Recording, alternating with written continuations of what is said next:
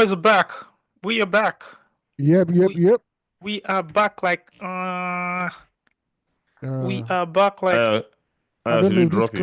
this climate, it's been a while, that It's been a particular while. scenario. It's been a while. It's It's been been like a while. almost 10 years, so a lot has changed in 10 years. So I no, beg. but I think the war climate is gone now. Nobody answer Yeah, anybody. We see, it bro, don't bro. reset again. We need to go like ultra right again before we now reset back to the left again. My Like problem with ultra that's rights, it always ends up bad for black people. That's my own problem. yeah. Yeah, That like very it's the because I implications. see when you say ultra right, I see concentration camps, I see burning of cross, You uh, will see white clothes. the white clothes and uh, everything. Yeah, so I let's just go small right. They will come back. small right, yeah. Because So ultra rights, bruh.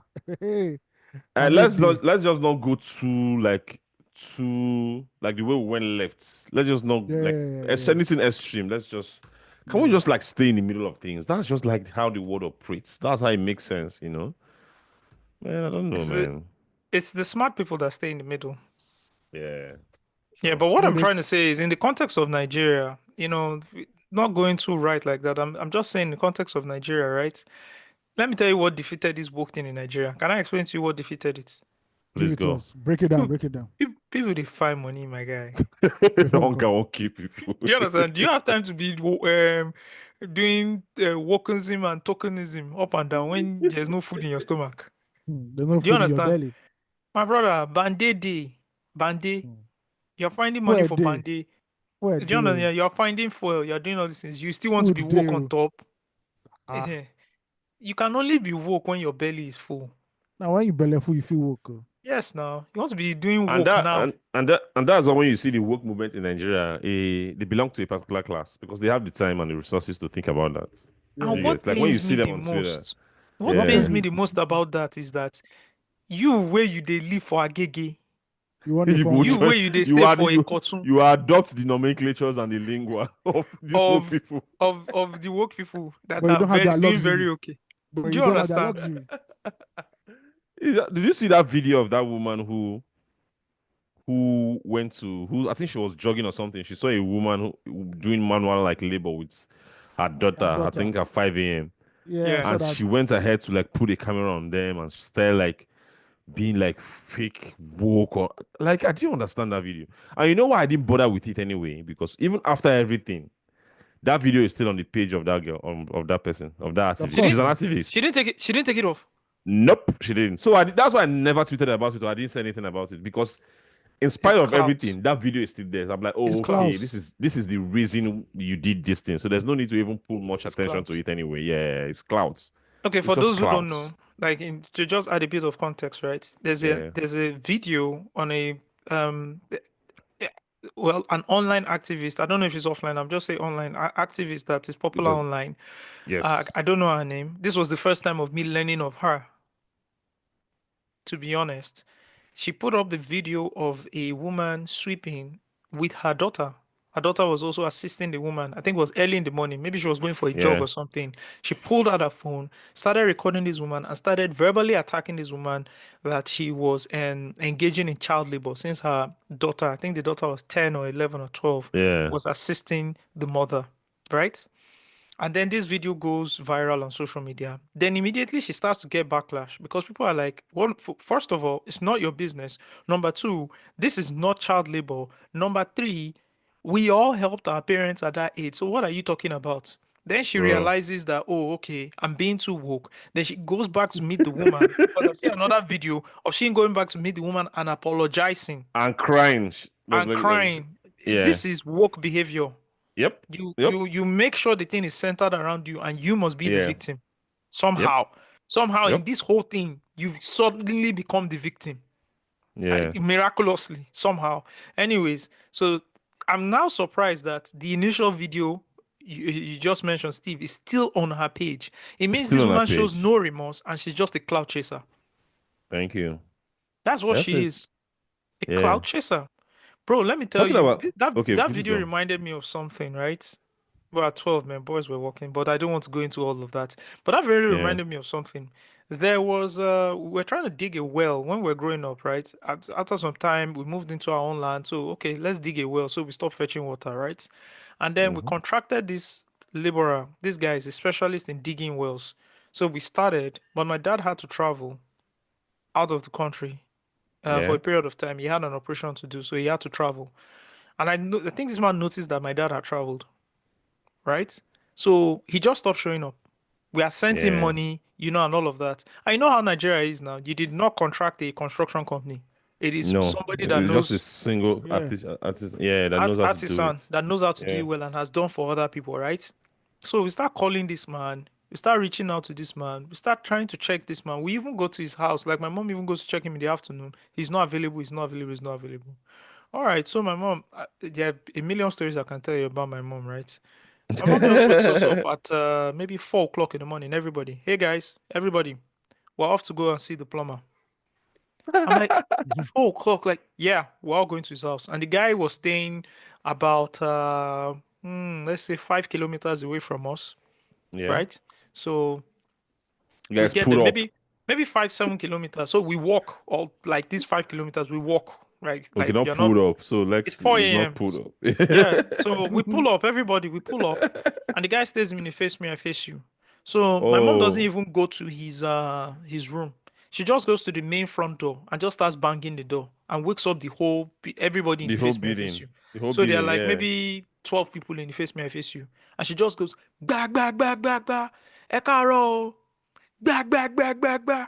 So people like, what the hell is 4 o'clock? Oh yeah, she's trying to reach one of your neighbors, and she's been trying to reach the neighbor and she can't reach him, and the neighbor is either owing her money or hasn't done the job. Can you guys please help? And the guy is at home and he's totally embarrassed, and then he comes and fixes the Yeah. thing. So that Yeah. video, just how dark it was, and the kid on the road, the mom just Everything. It it just just reminded you reminded of me, that just particular reminded me of that. incident. Yeah. Talking about also like adopting like woke languages. Loj was on I said on us what I said last week or so. Shout out to Jolan FK. Yeah, and he made a very interesting comment, which is something I've always like talked about on this podcast about like me not just being comfortable with like sexual responsibility, but he put it in a certain way that was really exciting and said, you know what, like there's a lot of temptation in this game that he's gotten to see a lot of temptation, but he has held himself back because at the end of the day, if somebody wants to get married, have a family, he doesn't want to go into a marriage with 100 bodies. That's how I put it. And, Mm. and I've seen like the reactions on Twitter, like it's been like really, really good. They've applauded him. And I'm like, if you switch it and it's a girl that said that, the language and the nomenclature and the lingua will be, you're not even married and settling your life already around a man. You Mm. get like I'm like it's interesting that Yeah. like you see how these things like you see how it works, right? When you are just like when you work, you take all these languages and you start applying them in everything that you have, and it's any scenario that you see, but it doesn't make sense because look at how the reaction is. Like this is the normal reaction it's supposed to be, Yep. because you as a person you don't want to carry on like a burden, like or somebody who's like really too in the game or in the streets or who has like acquired so much sexual experience. It's just normal human behavior. So, but if it's a guy that said it, if like you're centering your life over a man that you've not even gotten, you need and to it will be, decenter men from your life. You have to you understand the know, heteronormative agenda that the patriarchy is instilling into exactly. It's still femininity. into you that you need to purity, that you need to be pure for your husband. Blah blah blah blah blah. Once you begin to say all these words, I mentally block you. It's like Black Mirror. I block you mentally. You don't exist to me anymore because you're not a human I being. actually, I Oh. actually block you virtually as well. Yeah, I also block you. There are a lot of people that are blocked online that don't know why I What he blocked Yeah. said. them. But it must have just It's said something stupid. And in that it's moment, I'm like, called a head blocking. it's ahead because Yeah, I don't need your shit on my timeline, bro. I don't need it. yeah. I don't need it. I That was really really don't need that it. was really interesting to see. I was like, oh, okay, now I know.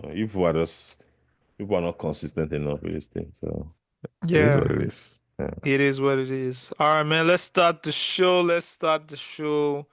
Let's set the tone of the conversation. I've not introduced myself. I wanted to introduce myself first for the first time on this podcast, and Oh, would you allow me to do that? of course. Once we're Please, done with the music. oh, okay, please. I have a very interesting introduction style that I've adopted. Okay. We must fight. Fire There is no retreat. The war is inevitable, and let it come. I repeat, sir, let it come. Big boy Jay. Yeah.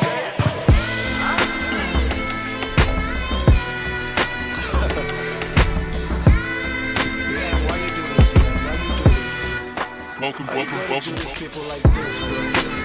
And you're about to witness true experts in your field. 100 crowns. Let's set the tone of the conversation. You're all about to witness the litmus of high vibration. We're two of a kind, animals chilling on cyanide, waiting to flood your tea. And inside, I hating critics and waiting, salivating. We'll all see my greatness is still amassing. I fuel the game through radio stations. How can you gas it? 13 years impeccable versus what more you asking? Been trendy, stylish, corporate, sexy, bossy nigga. Fuck your fashion, my mics. They know the passion of Christ. You niggas passionate about likes, drug use and sex. You need a cashable vice, an actionable plan. Not even at my maximum. Damn, the caskets you plan for end, but I have a great return policy. How to see every year after battling in the Coliseum. The artifact starter pack on how to rap. I'm a museum. Whenever you see him, know it's fucking fuego. Rappers see me and vanish, start speaking Spanish like hasta luego. These small chops to me, nigga, I party take home. See the score? I just mean so much more like a Nuego. I earn my spot, protect you niggas. I'm a Moteco. I've schooled at least 10 rappers in each of the 36 states. That's like 360 degrees, right? I made a circle of rappers who came to work through the hurdles, pursuing virtue. That's why I bow my head to the rappers. Did it before me like my nigga Q. I'm blessed to be part of his story, you heard? Let's set the tone of the conversation. You're the hardcore rapper getting dough from corporations. This is a home invasion, it's a COVID operation. I crowned so many kings, now this is my coronation. They say they want peace like Q, let's bury the hatchet, okay. I'ma bury it deep inside of your skull. Stop your hustle in motion, your whole alignment is flawed. Like the real connection of the 06 Honda Accord. When we fall, break your leg, disconnect from your joint. Face it boys, no punches, still leave your face destroyed. This is shooting practice, I'ma school you at this. Show you how to clap this, you should bookmark this. Never held a gun, but still the lethal fact is words are weapons, I let the semi-automatic Glock spit. 12 gauge, one shot. You do backflips, now it's all blood like Lil and Sue ad-libs. This is cardio for me. 10K and burn about 1,000 calories. Pulse 74, such a healthy human being. It's sound mind, whole mind is sound. How sound can I be? But really, tell me, how you living, chappy? I'm in the business in 03, y'all was grinning at me. Said beef was all I brought to the table. Why you reaching out now? Same beef, I put a steak on your table. You eating like clowns. This is giving me a no ID vibe. This is 5G, cancer free, spread with 5D lies. Funny how these rappers wanna clash on IG Live. The problem is, you don't get money on IG Live. We just made a tape, split the royalties, we getting major pay. I know you hate it's me, I'm on the project with your favorite.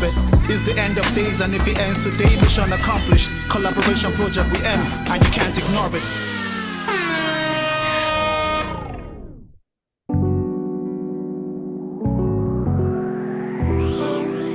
Black intelligence.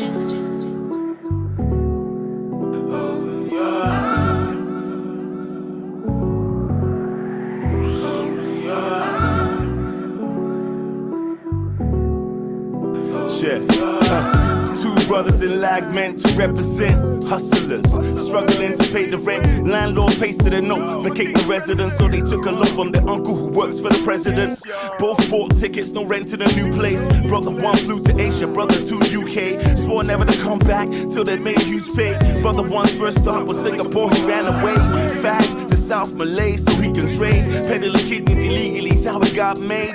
Fast cars, nice crib, that's how we live. Popping bottles, never hollered at his relatives. Got a better gig, moving drugs for some Guyanese. Flying keys from Thailand to overseas. The money good, but he got caught by the Japanese. That got him 10 years hugging his knees.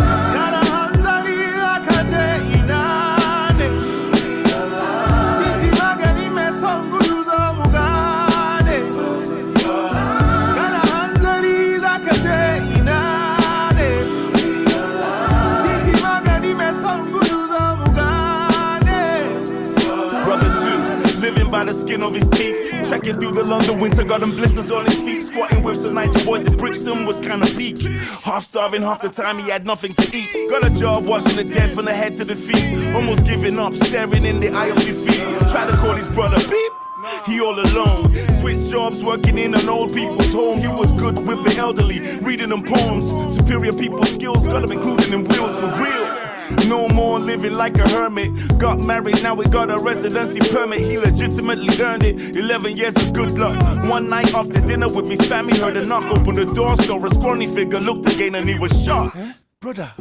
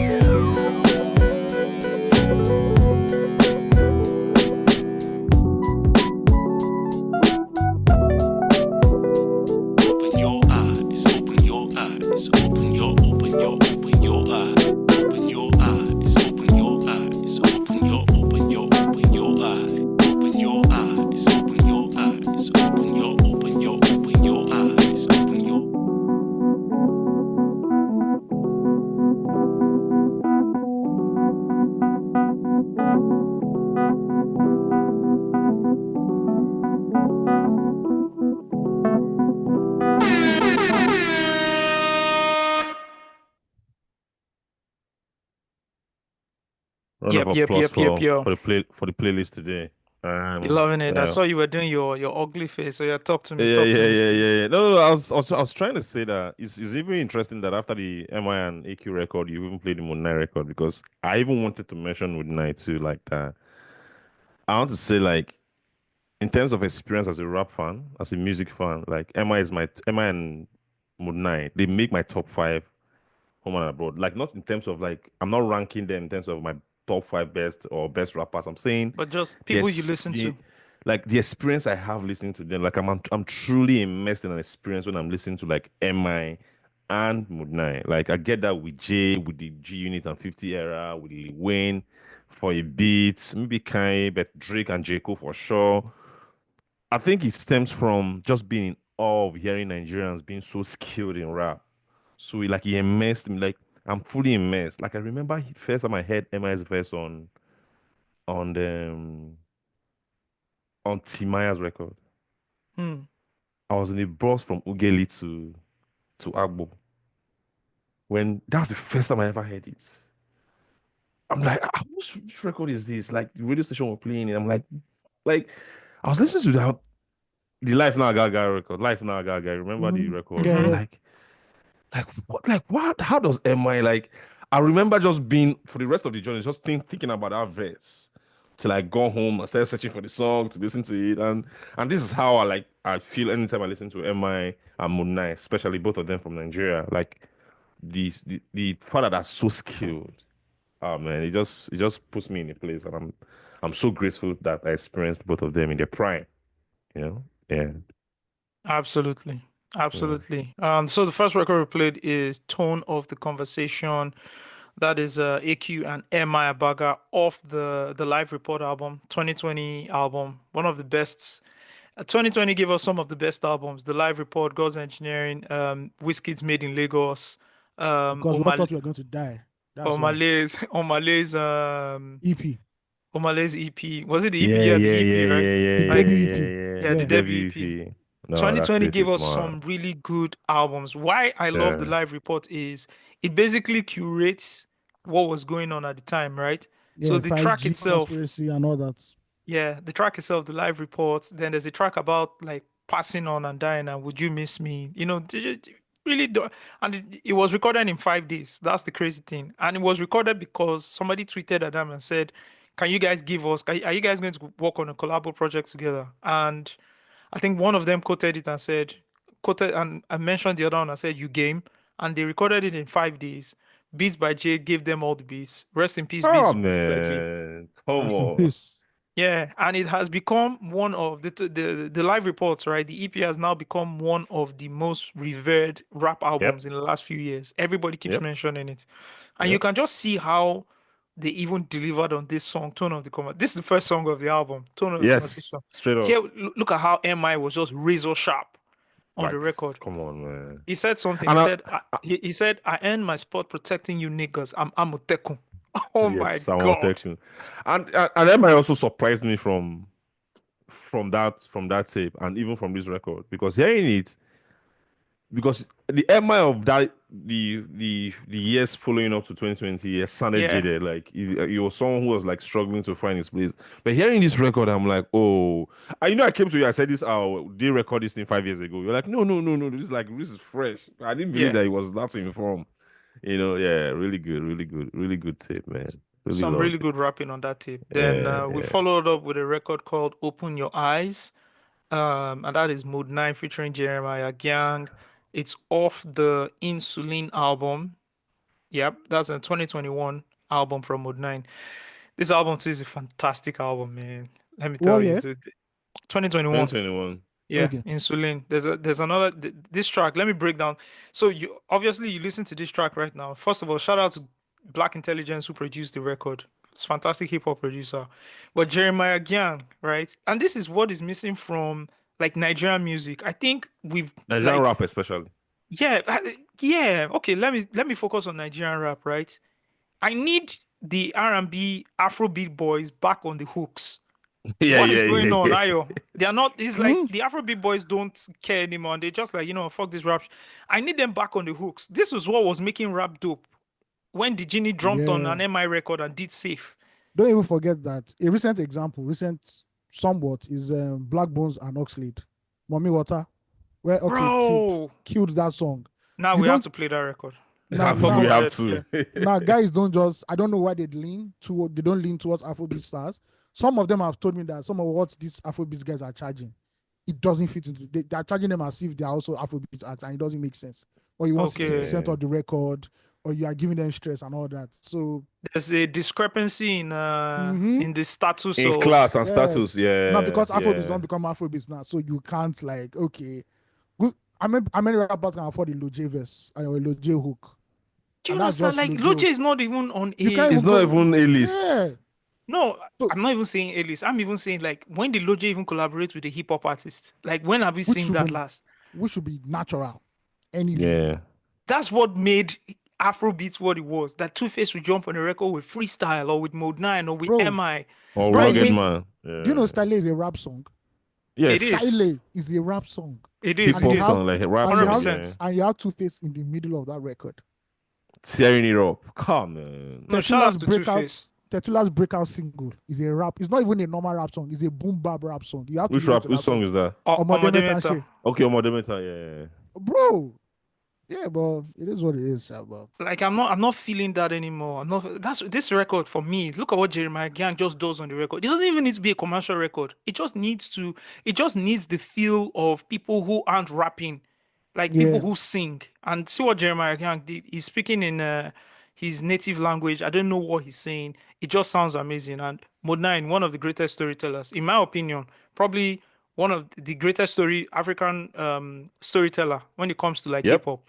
See what Yeah. he juxtaposed there. Two brothers who took two different paths, and at the end of the story, they meet again. And then he just drops the cliffhanger and leaves. It's amazing. I remember when I first heard Cry, when Nice Cry. I was like, nah, come on. This is it is at the end of the day, man. Yeah. I mean, Cry was another level. Cry was another level. So for me, I'm like, I need this again. Who can give me this? Who can give me this kind of music where we have collabos with, like rap song collabos. That's what they call it, right? Rap Yeah, bro. song collaborations. Odumodu will Yes. give you that. It's just that a lot of people don't like his tone or text of his rap music. Well, we'll give you that. He's done some Me, with I Victoria. like it. Yeah, I have I no like problem it. with it. I have think no he's the problem with only it. one. Yeah, like Blood on the Dance Floor is a good record. Bro, that is a well engineered, like constructed record. Everybody came out smoking. Nobody Yeah. rapped or sang off topic. It was well done. That's the Yeah, record. Blood on the Dance Floor is a good record. There's another record he did with Fireboy, Fire Gone. I like that record. Oh, okay. I like the Ezioku album. I like the album. There's The a record Ezioku he did album with is good. Amare as well. Yeah, Amari doesn't even go wrong Kubolo. on the rap record. Yeah. Kubolo, and all of that. So I like Yeah, what he does. Kubolo. I think he's one of the few people, who's doing stuff like that. Black Bones, of course, but Black Bones does it himself because he can sing. You're missing two sets of rappers or two guys. When it No, comes show to them camp. No, Uh-huh. like no. See, show them for camp for me. You know, when I talk in the context of hip hop now, right? Mm, I like to put the veterans in their space. okay, Show so them they're camp vets. debuted in 2010, 2011. They are Even not. 09. I want the Even young 09. guys. Mhm. You understand? I want the young guys doing it. If for show them camp, they literally laid a blueprint for how to collaborate with young people, and they did it well. And they have a thick ass catalog to show for Thick. it. Whether it's the Thick-ass Palm Wine catalog. series or whatever, like they've got it. Like shout out to them, Palm Wine Express.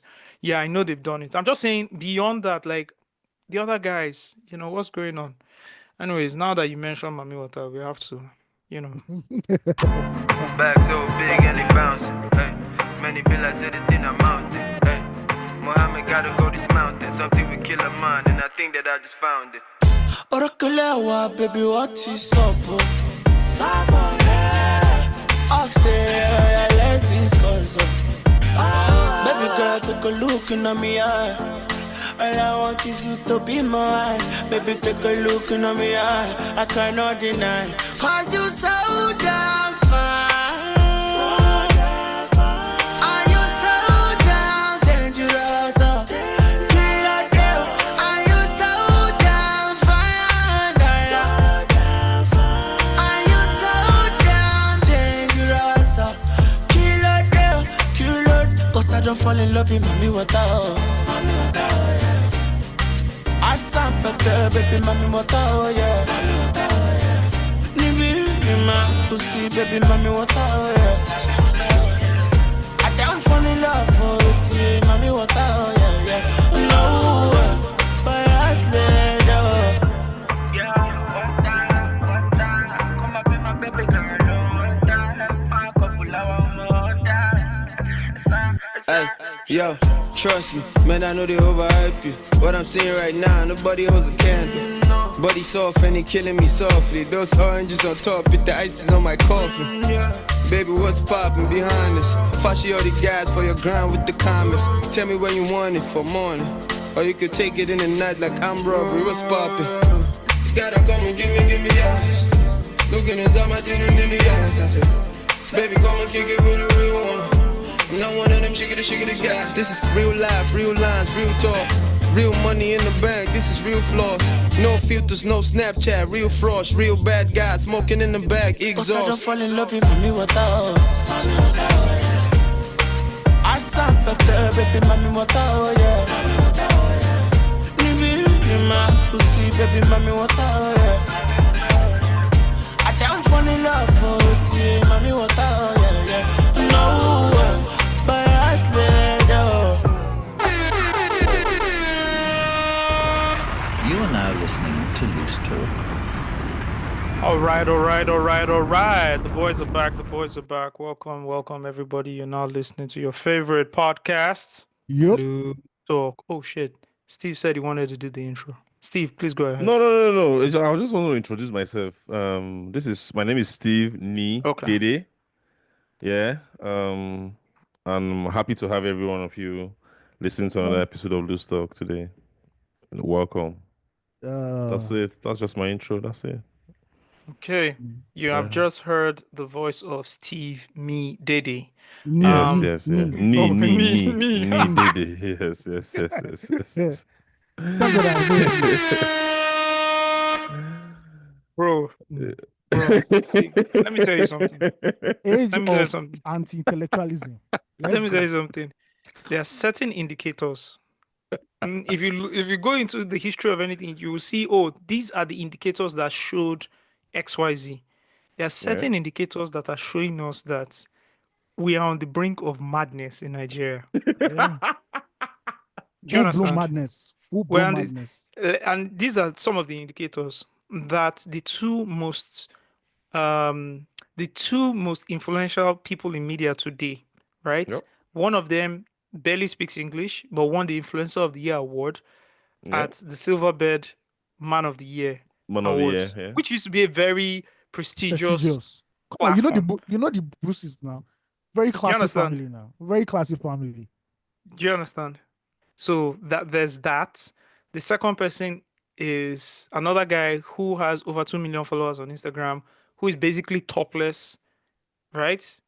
And who does content ranging from bullying people who swindle people and who don't have NAFTA accreditations to bullying the Nigerian government to help bring back Nigerian women who have been basically sold into slavery, right? These are the two most important, the two most influential media personalities. 2 million followers, over 2 million followers on Instagram. The other one has over over 1 million followers on TikTok. Yeah. That's one indicator. The biggest streamer in Africa. Yes. The biggest streamer in Africa. Oh, the biggest TikToker in Africa. I'm not sure about Okay. streaming, but the biggest TikToker in Africa. It might just be the biggest. I'll be surprised if But he streams on TikTok, so I think he is anyway. Those guys in the north of Africa have some mad numbers too. Oh, but those ones anything are crazy sub-Saharan, this guy is killing it. Yeah. Even SC, I don't see. If you, I Nah. mean, I stand to be corrected. Anyways, okay. Another indicator would be a State House of Assembly member who basically is just crazy from all the indications I've seen so far. Buck wild. Whether is taking her, newly found boyfriend, who Yeah.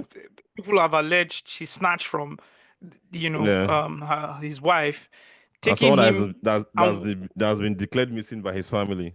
yes, by his family, and just taking him through the chambers of the State House of Assembly in Edo State to Yeah. introducing herself, attaching his surname, but in a way that should describe that he used to be part of that family and not anymore.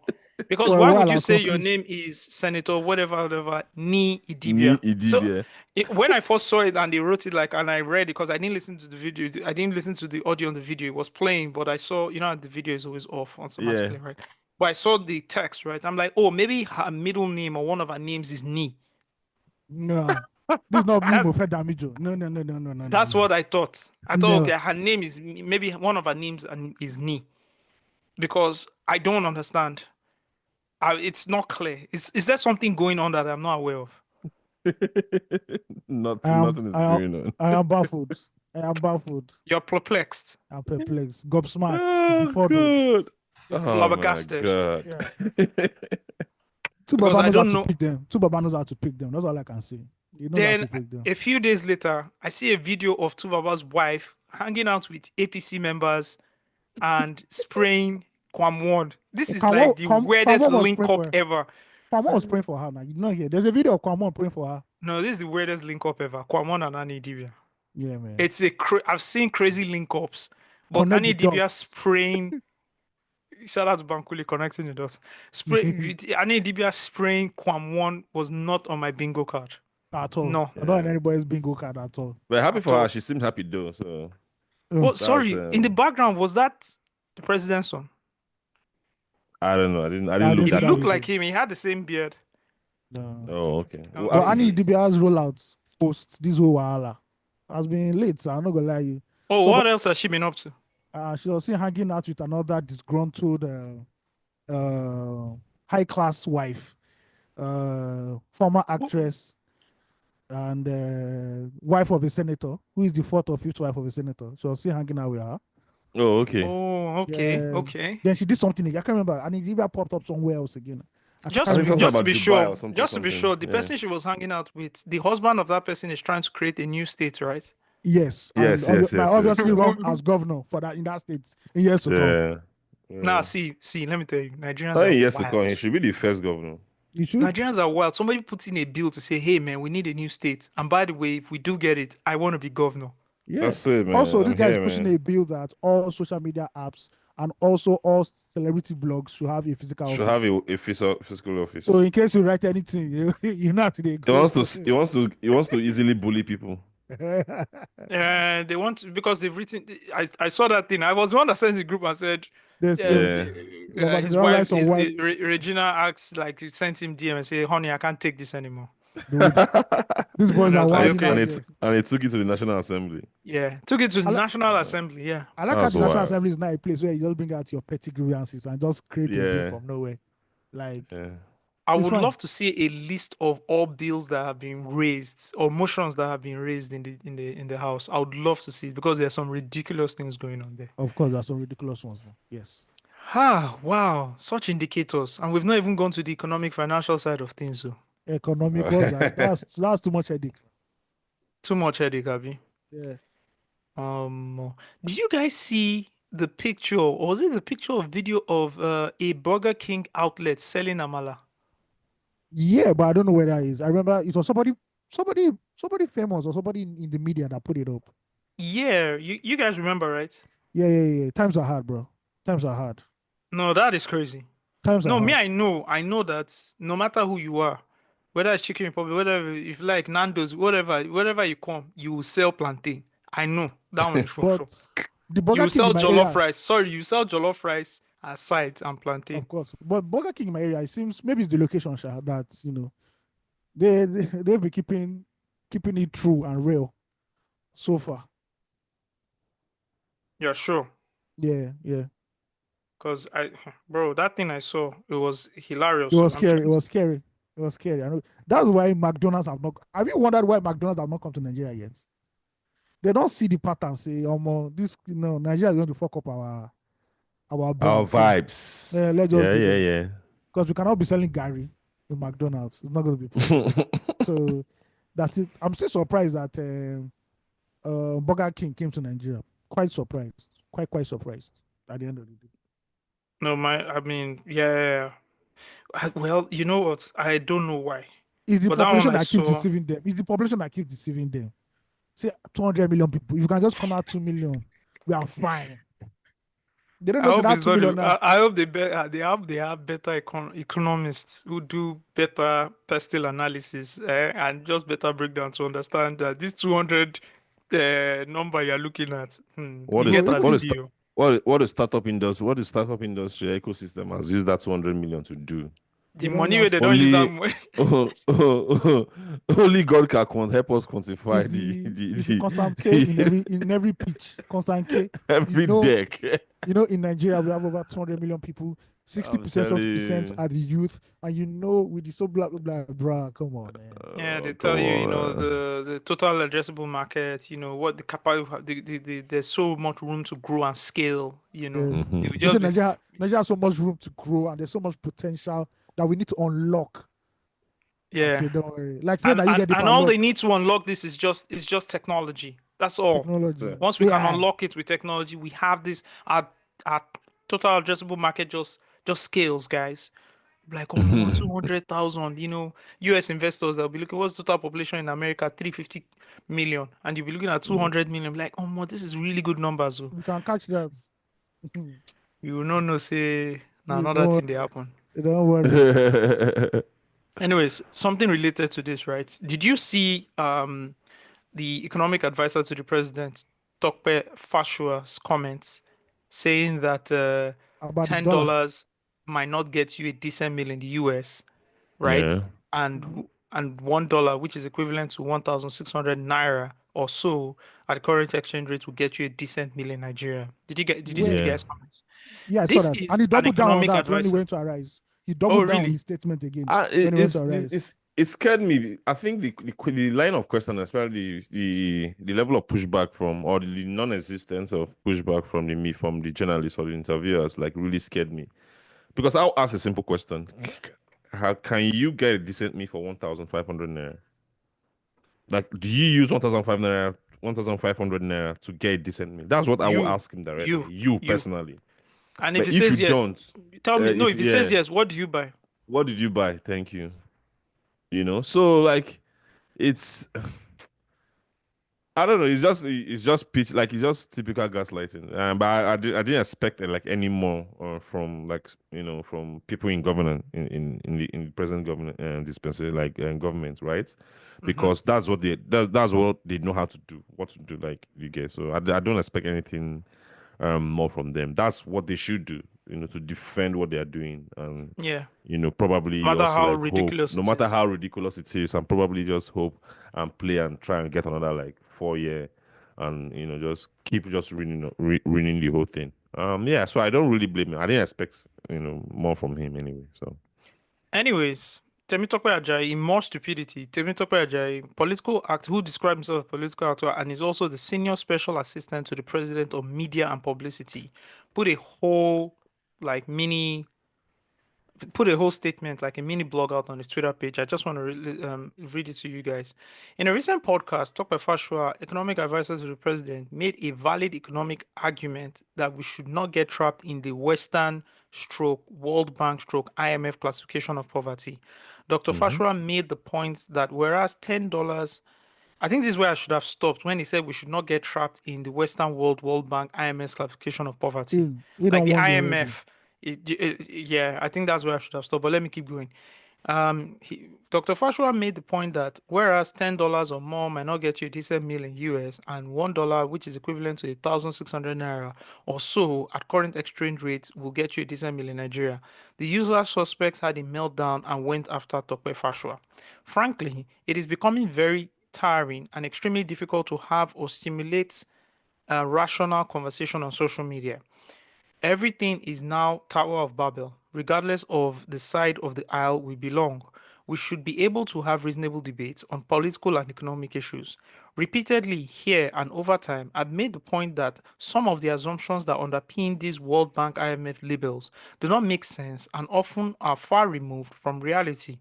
The value of money is not exchange rate to another currency. The value of money is what money can buy. This makes sense if you do not import 99% of what you consume. Mr. What's oh his man, name? Temitope Ajayi. But let me continue. yeah. It says on purchasing parity, what can you buy with $100 or $1 in America or equivalent in Europe, UK, Ghana, South Africa, and Nigeria, etc.? When people like Topper Fashua say equivalent of $1 can get a decent meal in Nigeria, while $10 may not get a decent meal in America, they are not underplaying the biting reality of the economic condition. They are not implying that our economy is better and stronger than that of the United States. My guy. Then he puts up a picture of an amala joint. I don't know where this is, right? And they had like a 48 sheet banner that says eat for as low as 1,500 naira at an amala joint. The name of the joint is called Amala 247. The problem is the economic advisor and this SSA to the president of media and publicity. I don't know if they are not educated enough, which is now my thinking. Right? I don't think this is gaslighting. I think these people, see, Steve, Ayo, I've met people who work in banks. I've met people who work in like who occupy responsible and reputable positions who don't understand how like basic economics work. It's true. It's possible. Okay. I don't think Let this is me. gaslighting. I think this guy genuinely feels that he genuinely believes what like he's saying. yeah, the IMF is making it It's like wrong. the labeling IMF's labeling is wrong. He genuinely feels that and this is what he said, the value of money is not exchange rate to another currency. The value of money is what money can buy.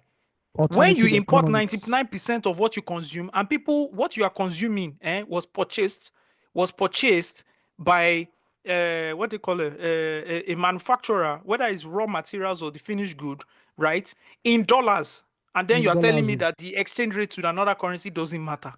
Alternative Do economics you see 101. how well articulated this thing is? He actually does believe what he's saying. I think for me, the thing that also struck me was just like the classic case of like cognitive dissonance in terms of you are saying one thing to publicly maintain like pride or control the narrative while doing the opposite behind closed doors for survival. Yeah. And let me tell you what that means. This guy, they buy dollar now. Let me, apart from buying dollar, you are saying we should ignore the classification, the financial classification of the IMF that suggests that we are poor. But it is that same IMF that you go for loans. Preach it, pastor. Preach it, pastor. It's like saying, okay, we don't need the doctor's diagnosis, right? But just give me a prescription. Give me a prescription. I go chemist. Yeah, basically. See, Give me a this is prescription. this is a perfect example. There's no. Do you get? Like, let's ignore their classification and how their definitions, but let's just take their loans. Let's still take the loans. Let's still take the loans. Which we recently collected like a week ago. 2 weeks ago. Thank you. That's what week ago.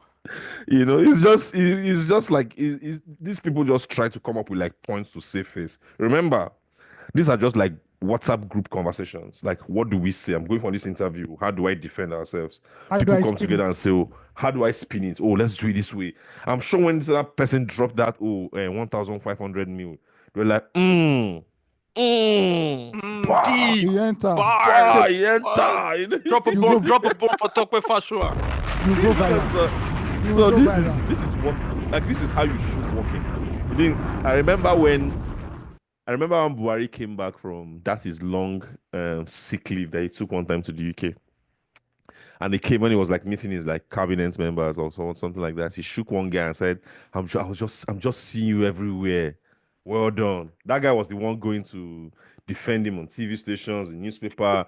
So the guy, you could see like the sense of pride when the president said, I'm just seeing you everywhere.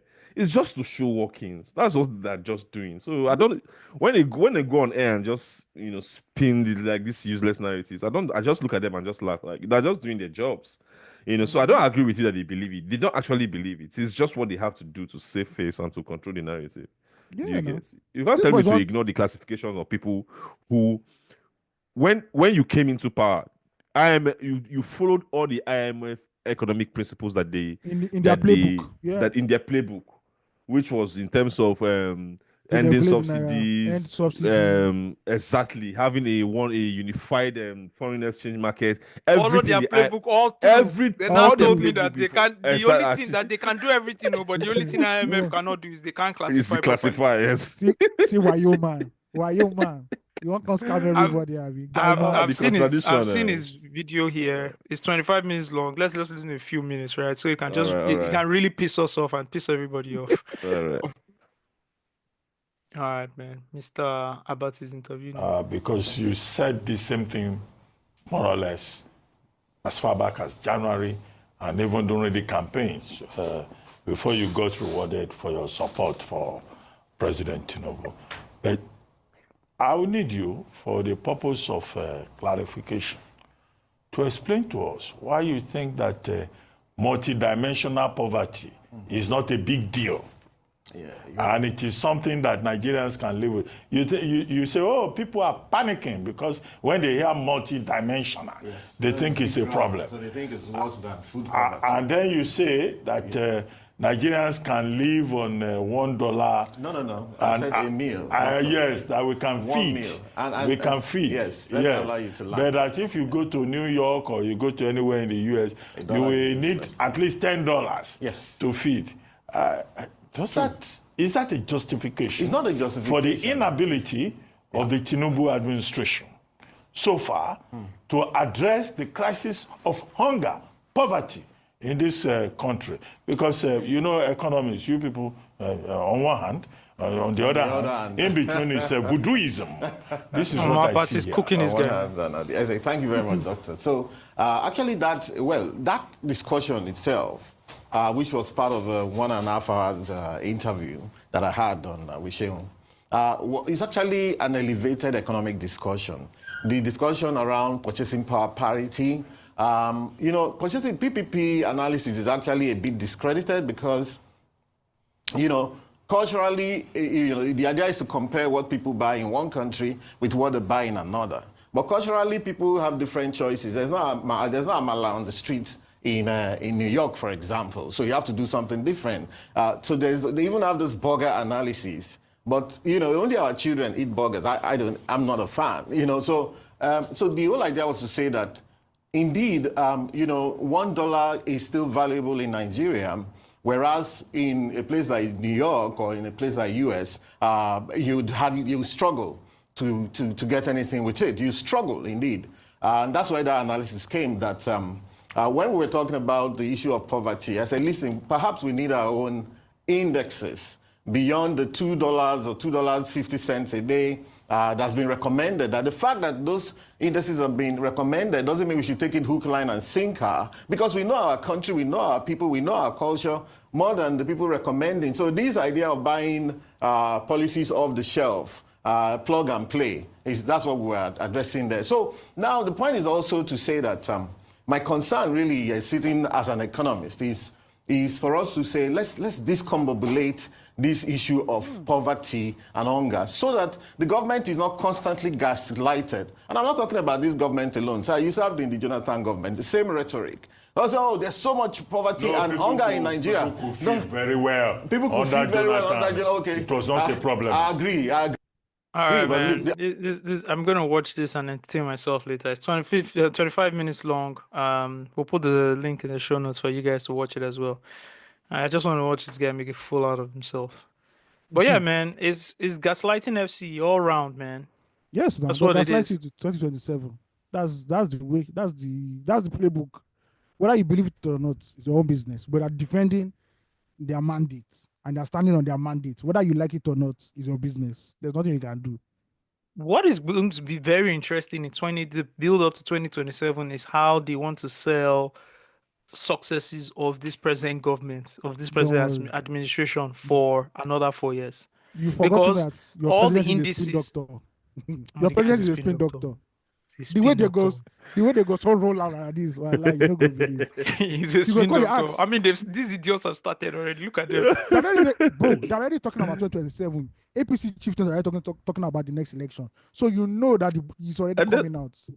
All the data points to downwards, but they will find a way to spin this thing. And those state governors officially kicked off 2027 campaign for Tinubu. Like he has said it, that officially the state has kicked off.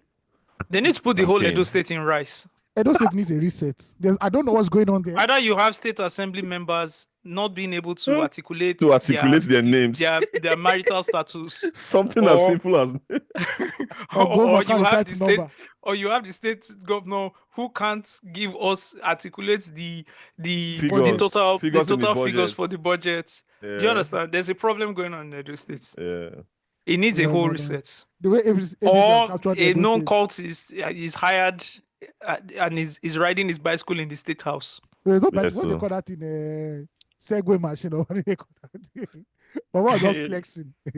I say, wow. It might and the state just passed a law for cultists too. Yes. Yes. I you know the funniest thing is that this guy is he's a publicly self-confessed. There's a whole BBC documentary. Like there's a whole that featured him prominently. Do you understand? There's a whole scene, not scene, a group of what they call a group of scenes, a whole storyline. Yes, subplots, dedicated. They traveled all the way to Benin City, the BB fucking C. Oh man, nah. Well, adjacent from we've talked about food. The honorable minister of housing and urban development, Musa Dangiwa, says anyone earning as low as 30,000 naira per month will be able to purchase a house, as they will only need to pay 10,000 naira monthly, which is 1/3 of their earnings. Similarly, someone earning 90,000 will pay 30,000 naira. Right? And this is because the federal government is to construct 100 housing units in each of the 774 local governments in Nigeria. Still not enough, though. No, that's a round of applause, right? No, until they finish now. Applause for what? No. See, I'm giving a round of applause because they said they are to construct the 100 housing units. They did not say when they will finish. Okay. So my applause is that they said they want to do it. Okay. 100 housing units in each of the 774 local governments in Nigeria. What's that Kendrick song? It's not enough. It's not enough now. the housing 100 deficit, housing units. bro. The Nigeria's housing deficit is estimated to be around 28 million units, and the FG wants to do 77,400 units. Wow, we need to really clap for them. Let them do now. If everybody is doing if everybody is financing like housing schemes across the country from from federal government to state to local government, I think in 4-5 from every single dispensation we should be able to actually achieve a significant percentage from that target. Let's see when they'll finish it. Let's wait and see. But from a personal standpoint, I've struggled. You remember when you came to the office one time and told us about the national housing? When they just give us house in Nasarawa. Housing fund. Do you remember, like, it's not Nasarawa. It's in Lagos. They had one in Lagos too now, Abi? They had one, but they said your house might not be in Lagos, so like can be in Nasarawa. Yeah, they say, it's Nasarawa. Really? Have it in, all those states, you like, can have it in. you know, there's some states that you don't see Nigerians from, like Yobe State. You don't really see people from Yobe State. All those states where you wonder if people. That's how people said it one time. The next week, someone from that state wrote to us. So no provoke people from UB. There was even another one. I think when we mentioned Jigawa, someone now tweeted. Yeah, someone wrote on from Jigawa. I just do this for fun. Of course, I like those states because people don't get representation there. So I like to hear from people there. Yeah. They actually don't get representation. They don't. Let me look at the map of Nigeria again. Let me tell you the top 5 states. Even from like national coverage in terms of like representatives in the media, pop culture. Yeah, they don't. Yeah. They don't. I was shocked when I found out that there was a skating scene in Nasarawa State where young kids just go out and skate. So when they tell you that, they ask me, say, where Agbo man they skate. No, you don't see them, no. On our own, get. Wait, Agbolan no day. What on I'm full now, sir. Now swimming. You people should have won gold for Nigeria in the Olympics by now swimming. But, yeah, Tunde was so pissed. How do you feel? It's now a year now, almost a year later. How do you feel about that album? Which album is that? Lungu Boy. What's that? Okay, I check that album. I beg. It's a good album. Come on. We're in a military album now. We're in military era. You said military. Let him release an album to market now. Let's go back to the housing fund thing. I do, like, from a personal view, like I struggle to see the benefits in terms of you know that the certain class of Nigerians that's really obsessed with being landlords and owning houses. Like no matter the financial situation. That's all our parents now. Yeah, it's true. That's our parents. Yeah, that's all our parents. You know, it was ingrained. Like I think it's a thing from pre-colonial thing. Like when you have age as a man, you should have your house. Have your own house. Yeah, you have your own house. Yeah. So when you see your grandfather, I can bet you none of our grandfathers rented houses. The house that your grandfather is staying now, he used in colonial money and pension money built down. So it's a legacy, and people have not been educated enough economic-wise that it doesn't really make sense. It's like you telling Nigerians mortgage or you be doing monthly payments for your car. Yeah. They look at it as suffering. That why am I? Let me just pay for these things. Although Nigerians have started paying money for cars in half, they won't just tell you. They'll put it on Instagram, but they won't tell you that they don't have the papers full. Yeah, that one day. But Nigerians don't understand mortgage payments, down payments. You go to pay for house. Do you know what? Even somebody like Akim Olajuwon, when he wanted to build his house, the architect said that the architect that helped him do the whole house said in Nigeria. No, in America. Okay, Akim Olajuwon has a house in America. He said he was shocked when he found out that Akim Olajuwon paid for the house once. Once. Nigeria, you know what here. The thing follow and go to America. So these are the things that they should teach us in economics. That this is what helps make sense for you financially. Ultimately, though, people should also understand like why also like especially wealthy people go for like also like don't outrightly buy houses because they can also invest the large sum instead of just putting it down payment as a payment. Yeah. Why don't you just like pay the mortgage and invest with the large sum using the money from that investment to pay for the home, stuff like that. I remember when a conversation like this, there was a guy who tweeted, he said, if I have 40 million, I'm not buying a house or I'm not building a house. Oh yeah. I'm flipping the money and I'm paying rent. And people wanted to kill the guy on Twitter. They wanted to kill him. That was like 2019 or so, right? No, post-COVID though. I know it's post-COVID. It's post-COVID. That conversation. I remember that conversation. Because they don't know. Because when you hear it's even prayer points. You will build your own house. Yeah. So everybody Yeah, possibly get almost having a house in your village is a thing. It's like you're not telling Igbo people that they should not go back to their village and build a house. No, that one is you can't do that. Fuck your economic IMF theory or anything. You're an enemy of progress. Yeah. That's true. That's true. I was having the same conversation with my wife, and she was like, it could just be that there was an economic downturn, especially from like that 80s period where people then realized that like when people had were retired and then their pensions weren't coming forth or they couldn't build anything. So it created some sort of panic and then influenced the next generation of to put civil something down. servants or workers to say, you know what, let me put something down so I can just fall back on my pension when I retire. Yeah. So I don't have to pay rent anymore for the rest of my life. At least rent is out of it. Yeah. Yeah. And in an uncertain country like Nigeria, it makes once sense. you can't, it makes sense. All those things make sense. Like, oh, let me get a house down, it's fine. No matter what. Bro, you have your own house down. You know, say, okay, make I go struggle, but at least my house now my house. I get roof over my head. Yeah. Then a lot of people were getting their houses, you know, creating like mini farms in their house. We're also setting up things like poultry or any other like I had an uncle like that. Yeah. Animal husbandry, you know, and stuff like that. They might even rent a part of the house too when they need like extra income. That was also another thing. You know, I build my house and rent some culture. Yeah, the boys quarters culture was basically to rent that back space so you can get small income again to augment things. Absolutely. Yeah, it's true. Absolutely. Yeah, although it makes sense. We could all agree that it's something like it's very unique for our economy because there's some rationale behind it. Yes, it's a way Nigerians adjusted to the new Nigerian society. It's true. Might just adjust down. So it makes sense. Because just imagine how much our pension will worth now in when I don't want to. Please don't remind me. I look at that money. I'm like, so this is all I've got from working. Painful. This is all I've got from working. It's painful because think about what it was worth like 5 years ago and what is worth now. Like it's just. And it go take before person get that pension. Maybe by the time we dey collect and Richard card goes and load. Oh my god! It's so painful. It's so painful. What you're working for, you have seen it dwindle by the day. Yeah.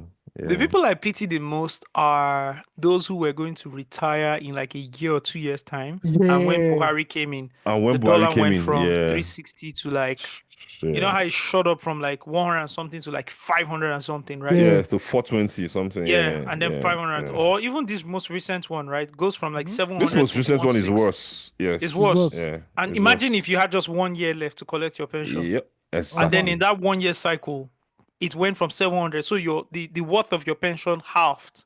Yeah. That's crazy, right? It's mad. Yeah, it's crazy. It's crazy. Because you can't do anything to it. And the bank is even using it to trade. Of course. Yeah, exactly. They're chilling with it. The banks and the pension scheme like managers, right? Yeah. It's insane. They're chilling with it now. So it's I think there should be a law or something, like in terms of there should be something like a legislation around it that you can also like even when you're not entitled to it, you can put it in a sort of fund or trust or something that can help you but invest. I think you can invest in it, but you not have different tiers. Like if you want aggressive There are investment, different tiers. It's true. there are ways to do that, sure. Facts. There are ways to do that. There should be more education on that because even me at this there are ways point, to do what you can't touch it. There's nothing you can do with your touch pension. No, like now. if you tell them that you want to aggressively invest, you want them to help you to aggressively invest your pension. You They came can't to the office do back anything. then. No, there's a thing that they There came should back to be the office. there should There be more is- communication on that. Which I thought your brother pension said that fund too. was that? What pension fund was that? Was that Stanbic? Yeah, that Stanbic is one of I us think use so. now. Yeah, you can invest with Stanbic now. The only thing I knew you could do with your pension was that time was you could increase your pension donations. Yes. No, apart Yeah. from that, there's a From way your- that from And your then when you salary. do that, you get tax less. It was a whole thing, yeah. Yeah. But I I know didn't there's a way you know can invest. I think there is. I'll check Oh, it. you I can didn't know that. choose for your pension to be used in a certain fund. No, like I can't remember what they use it for, but like if you want them to help you to invest a part of your pension fund, you can pick that option, and that depends on your age or how many years you use as a worker or you've been working. So if you want it to be aggressively invested or you just want moderate risk and stuff like that, I think they came to the office Okay. back then and said, Shari is listening to this podcast. Shari, you are an Please help OG when it comes to everything Stanbic, whether it's dollar fund, naira fund, or pension. Please write to us. Let us know, Shari. You are listening. Yes, Thank yes. you. You are our go-to person. We don't have no idea. Shari Shari might was have very forgotten. nice to me. Oh, Shari. Might have forgotten. Shari, don't move. Levels. Don't move. You know, there's some people in this country that when you see them move, you're like, okay. You like say, you don't see. Oh man. Oh man. Oh man. Oh man. All right. What has Eedris Abdulkarem been up to? Baba, He has a Eedris song Abdulkarem. called Tell Your Papa. Yeah. Right? That he dropped a few. Man, A Eedris banger. is just very bullish, man. Very Yeah, that's bullish. the real bully. That's the real bully. That Shea Tinubu video must have like really vexed him. So what's he That's doing not in the coming after song? my family. He's telling your papa, he's addressing So tell your father that the people are president's son, hungry, telling him that people are suffering. hungry, people are suffering. That's Yeah, it. the Why normal can't things. he just the address? message. Why can't he just address Tinubu directly? That's what I'm saying. That I feel that he was just Because of really. that video. It is that video. It's that video. He was reacting to That that video video. pissed a lot of people, sha. Yeah. Which Yeah. video? Oh, the video of him in the north doing. Yeah, doing that coming after my Campaign family. manager. Yeah, stuff Yeah. like that. I mean, to be yeah. fair, he's put himself in the limelight like that. True. You know So what? you And can then- just I take the smoke that comes with it. I don't Yeah. think you should have spoken. Like Shea Tinubu Yeah. is not someone that his image was like, oh, the guy in the background that never speaks. Yeah. Once he spoke like this, he not demystified him once. He demystified him, Once. true. Once. Yeah. I think that's what happens when you put yourself in the media, right? The good part is that you get all the media Mentions. coverage and mention, but the bad part is that you open yourself up to critic. Yeah. You know, and And he already critiquing. critiqued already. Yeah, was being critiqued already. Then when he now said it. And this part of it now, having a song, having a bully. Yeah, it's part of the critiquing, you know. This is And the Afrobeat song. critiquing has no levels. Like it can go from proper critiquing to things like people comparing him and saying that he looks like Ojukwu. Yeah. Or Bro, talks like do you know him. that's Yeah, the thing on it's true. Twitter? Uh, People are it's saying a that whole thing. They should find when Ojukwu came to Lagos around this year and see if, bro, I'm like, what? Steve, do you know it's a whole thing on Twitter now? It's a whole thing No, on I didn't Twitter. know. That Shea Tinubu looks like They won't Shea add another Tinubu looks like person again. Ojukwu. I think they added the DME or somebody again. And I'm like, it's just pointless. Do you understand? Like it's just pointless talk. But that's what happens when. Oh my God! There's so many pictures. Everybody's just putting up the pictures. Now what now happens is that anti-APC people now jump on it. They are now saying, Yeah, they'll politicize it and it will not make Yeah. sense anymore. you understand? Someone is now saying Shedi Tinubu and his Yoruba tainted blood children. That's what I'm looking at. Yeah. It looks Ojukwu too. Do you understand? It's just And guess stupid. what? That tweet right? has 466,000 impressions. Yes, views. Yeah. 460. Yes. There's one that has 1.1 million. The insane resemblance between Shea Tinubu and Ojukwu may be asking for DNA. Is Shea Ojukwu's son or somehow related? 1.1 million. These people, they'll ban Twitter again. You people No. just keep tweeting this shit. But let me tell you something. If this thing is going platinum already on Twitter, this thing is going to do Numbers. diamond numbers on Facebook. And WhatsApp. You know WhatsApp, you can't trace WhatsApp. WhatsApp is the deadliest. Because that's dark data. You don't know how far that shit has gone. It's not You don't dark data. You don't know how far that shit has gone. Bro. Bro, someone put it out and said the insane resemblance between Shea Tinubu and Ojukwu may be asking for DNA. And the thing has 1.1 million views. Like, It was 1.1. Yeah. 100% total misinformation. Well, we can be. It's easy to be in a bubble because this is the first time I'm hearing this. Are you serious? Oh God! For like I a year. swear, Bro, I've seen this it for thing like is this is going the to first time I'm do. seeing this. This thing is going to do messy numbers on This Facebook when it gets there. This Buhari and Jibril all over again. This thing is going to do Ronaldo numbers on Facebook, Will Chamberlain numbers on Ballon d'Or Facebook. numbers. I'm telling you. Anyways, okay, so is there an official communication from the who's the corporation in charge of the radio? National Broadcasting Commission. Yeah, They put out a NBC. statement. Did they put out a They statement? put out a secular, yeah, that has been to that the song has been that TV stations and radio stations have been banned from playing the record. Okay, I'm looking The for National the. Broadcasting Commission has identified the song "Tell Your Papa" by Eedris Abdulkarem, currently trending on social media as content deemed inappropriate for broadcast due to its objectionable nature. The statement read, yeah. So there was a statement, yeah. And Yeah, that's and it. BBC That's put it the up. whole Yeah. statement. Yeah. No, that's not the whole statement. It's therefore classified as not to be broadcast NTBB as it violates Section 318 of the Nigerian Broadcasting Code. The Commission requests that your station exercise discretion and refrain from airing this song to maintain responsible broadcasting standards. Your cooperation and commitment to upholding this is greatly appreciated. Thank you, Susan Obi, Coordinating Director of Broadcasting Monitoring. Blah blah blah, stuff like that. You know the funny thing? I'm trying to see if it's worth banning. Is You know it? the funny thing? Oh, okay. Let You know me. Okay, go. Ayo. I know why it's banned. Tinubu might not even know this song exists. At This might all. just It's be just people- NBC. No, not at all. This might just be NBC doing NBC stuff. I don't. It's just people- I don't think he's people want to aware show- of anything Eedris He's not Abdulkarem aware. does. People wants to Yeah. show walking. Like Yeah, when you no. see them doing this, oh, so okay, they're walking, they're trying. They're to do working. it. Like, So that your it- budget it- allocation next year it will come Exactly. at yeah, once. when you meet the president next time, it's something that you want to say. Man, that one guy said rubbish. I banned the record. I banned the banned song. it. Like it's We are solidly like, behind you, it's- sir. It's just to show walking. It's Yeah. just to show walking. Steve, But you shout out wanted to to say Eedris. something? Yeah, like it's like I said, like I was saying in the group, it doesn't just make sense. It's just like there's something they do every time to. They know it does not work. It's just to show working. You do get? If you No, look at- it's going to work. They're not going to play it on any radio station. Well, and social media will who jump was on it. were they going to play it before? Yes, no. Nobody's going to play. No radio now. station going to Come play on that now. before. When was the Why last time would you they heard play a it? radio? When was the last time Why? you heard a new Eedris Abdulkarem song on radio? It's You not should even ask that. me It's when It's was not the last- rotation now. You don't know how radio playlisting works. It's by You should- popularity. Like it doesn't work like You that. should now. ask me when was the last time I listened to Nigerian Listen radio. to radio. Yes, now. I took a look at his YouTube page. Apart from the Emilio video record, which he also dedicated to the Tinubu, all his videos were averaging about 1,000 listens until this Tell Your Papa record, which this has about.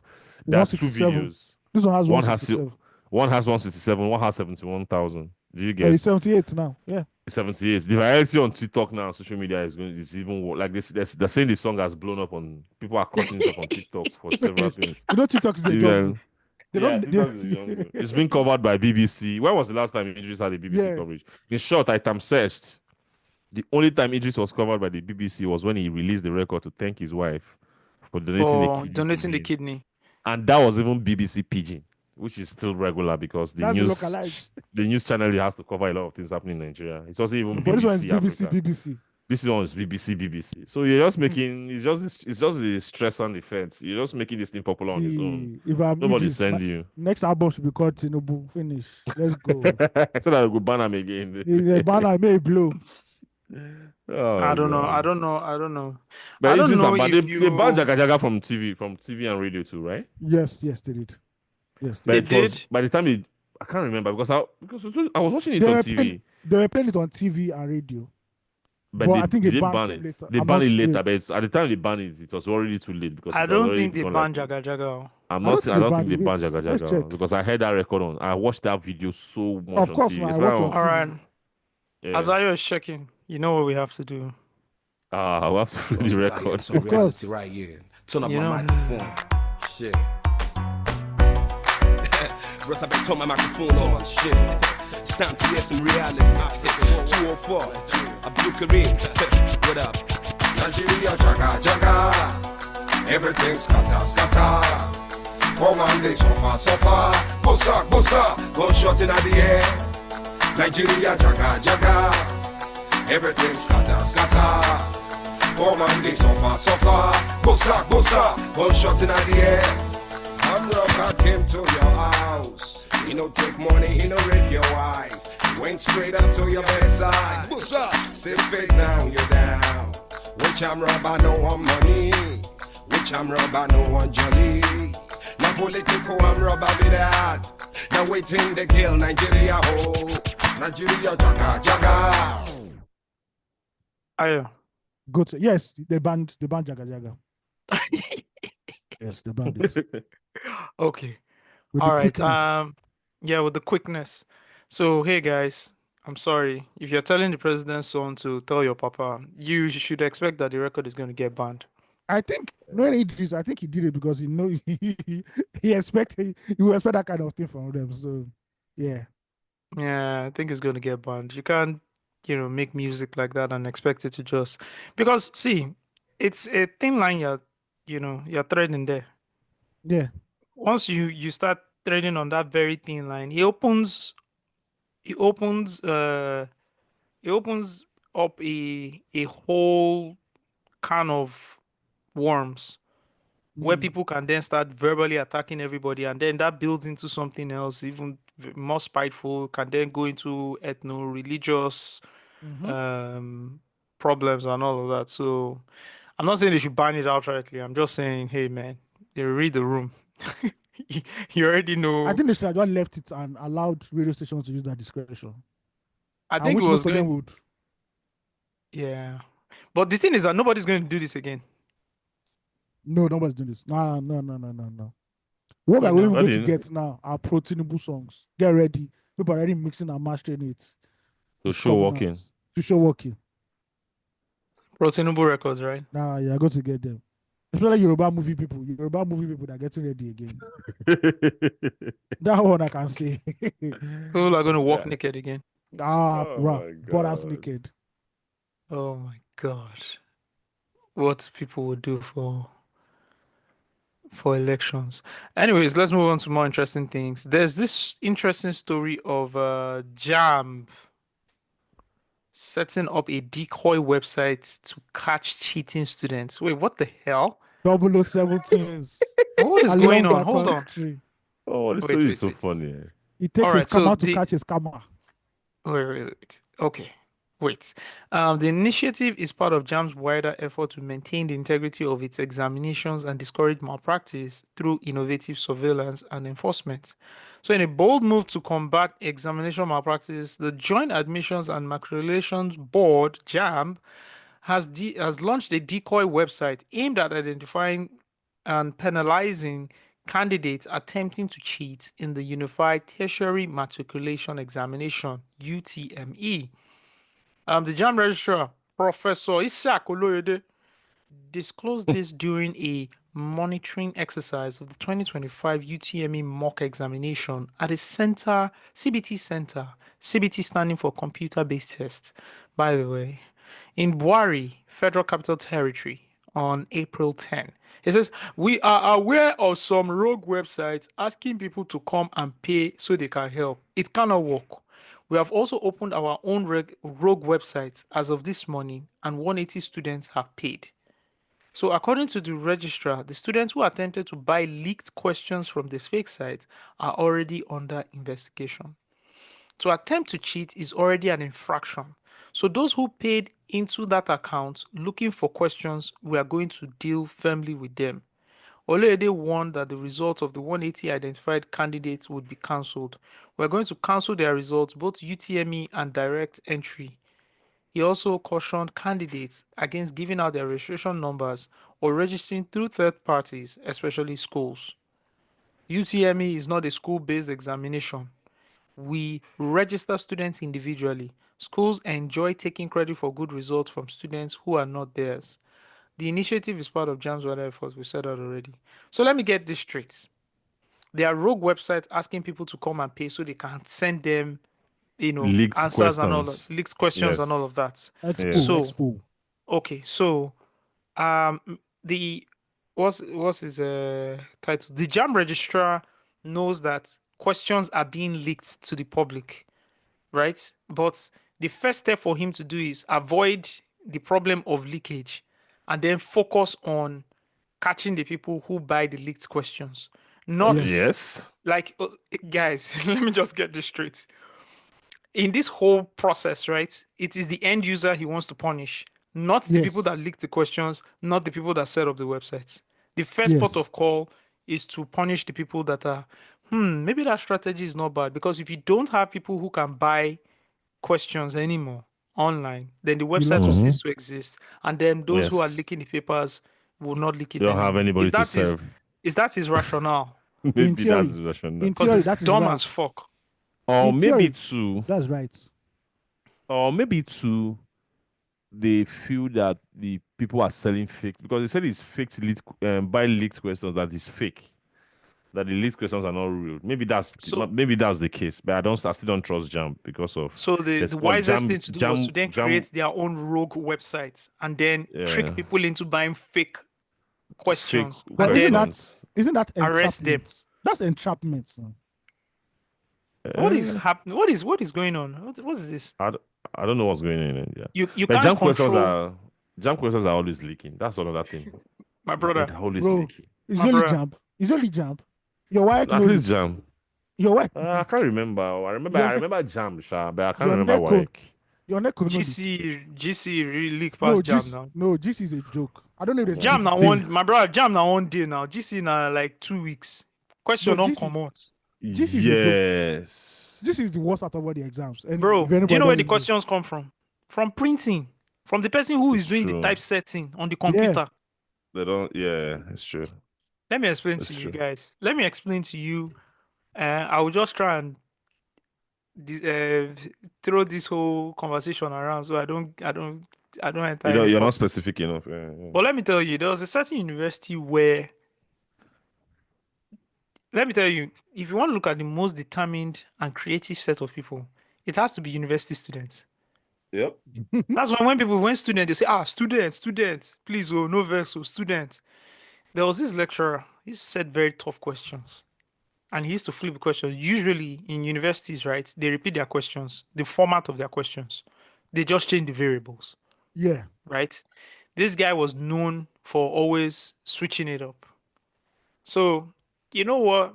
They couldn't, if you want to go into all that funny stuff, it's either the lecturer himself gets down and then you saw the lecturer, whatever, or the copper that works with the lecturer gets down and always has access to the questions or whatever, right? It's either one of both. And if both don't work, then you are effed up, right? Then you start looking at, okay, I can't write this exam. Somebody that is knowledgeable that wrote it the year before, can they write it for me? I'll pay the person. All that one happens, like mercenary and all of that you hear, right? And then there are two ways to go about this thing. There's the pre and post. Is either you get the questions firsthand, you work it out, you already have it in your brain, then you go and deliver it. Or you do the post, which is I wrote it's fucked up. I need to get the exam booklets and then do a whole rewrite and switch the booklets. Mm-hmm. Those are the pre and post. Bro, there was this lecturer. This guy was tough. His office was like guarded by the Navy SEAL. You can't get in, you can't get out. Everything. Do you know what people did? Do you know what people did? They traced this lecturer home, found out that he had a son in secondary school. Right? Because the man will take all the booklets, put it in his car, and drive home. He never left anything in the office. People found his son attending secondary school, were bribing the son, and the boy was swapping the booklets for them. God damn. Bro, when I heard this shit, I was like, okay. No, boys, they work.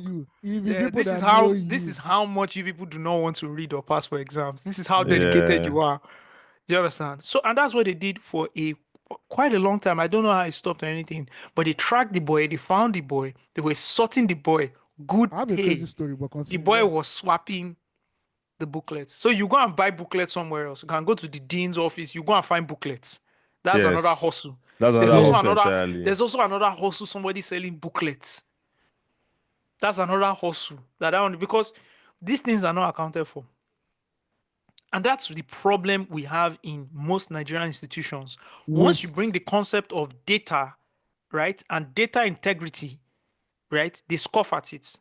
And they scoff at it because they can't run any of their deals. The loopholes have been covered. Yeah. They can't run it now. Just remember, just understand the racket that's even behind the giving out of transcripts alone. It's crazy. It's crazy because of this whole how do I put it? Like manual system. Do you get? Yeah, I understand. I have a clear what you're talking about. Because my uncle was, even when I was in school, my uncle was the HOD of microbiology, and I know what like the students used to do to get to me because they saw that I was very, very close to him. Yeah. So yeah, I understand what you mean. Osage said about data and everything. Yeah. Yeah. You know that the time when Buhari and ASU had problems, it was because Buhari said that ASU should get a unified payment system directly from the federal government. Now, when you do that, the ghost lecturers will not be, you cannot say that there are clearly ghost lecturers in every university. And that's why ASU went to strike. ASU are not striking because of they care about university students. So it's because they now said every lecturer now, you have to has to be in that system, that university has to be in that payroll system. And they said no, because ghost lecturers will not come out and they'll be exposed. Damn. Yeah. No, it's not. I'm not sure it's okay. Let me say it's ghost lecturing, because there's Not something ghost in lecturers, or discrepancy. there's a discrepancy where a lecturer lectures in two or three places. Universities, right? That was very regular now. Like I had lecturers from like Unica, I had lecturers from Uni Ilorin, I had lecturers from Uni Ibadan. They used to travel to come take us. Yes. Yeah. So they were double dipping. They were double dipping. Do you get? So that system will also, and especially like in those those times where the internet was like, social media wasn't so like really. I'm not sure Uni Ibadan even know that the lecturer used to drive from Ibadan to my school they had no idea, you know. So I think that's also another discrepancy that you have to talk about, you know. Let me even give you. Okay, say your own. I remember a lecturer in my school was, I think he had an investigation launched, like there was an investigation on him on sexual assault or something. Oh. Right? Then he immediately resigned. And just went back to one of the schools that he was really double dipping with before. And that's the school that he's lecturing to today. That guy. The crime did not happen in our university now. So exactly. Wait to concern everybody. It's back. So Nigeria is just Speaking of post-exam cheating, this happened in Unilag, right? This HOD guy set one bastard exam, and boys already knew they were going to fail. And I think it was like 300 or 400 level. So you know that extra year is already looking at you. But luckily for these three set of guys, one of them was knocking the HOD secretary. So after the exam, they just approached the secretary and say, how far? She told them to come on so and so day. And this guy wrote down exams with a brand new exam paper and everything. And they just changed it. And they passed. No, stuff was going down in Stuff uni. of legends. Stuff was going down in uni. I want students you. Talking about exams and assignments and graduation and school, I want someone to confirm or deny on how someone approached them to say, can you help me write an exam for cash or for kind? No, it was project. Okay, it was project. Project.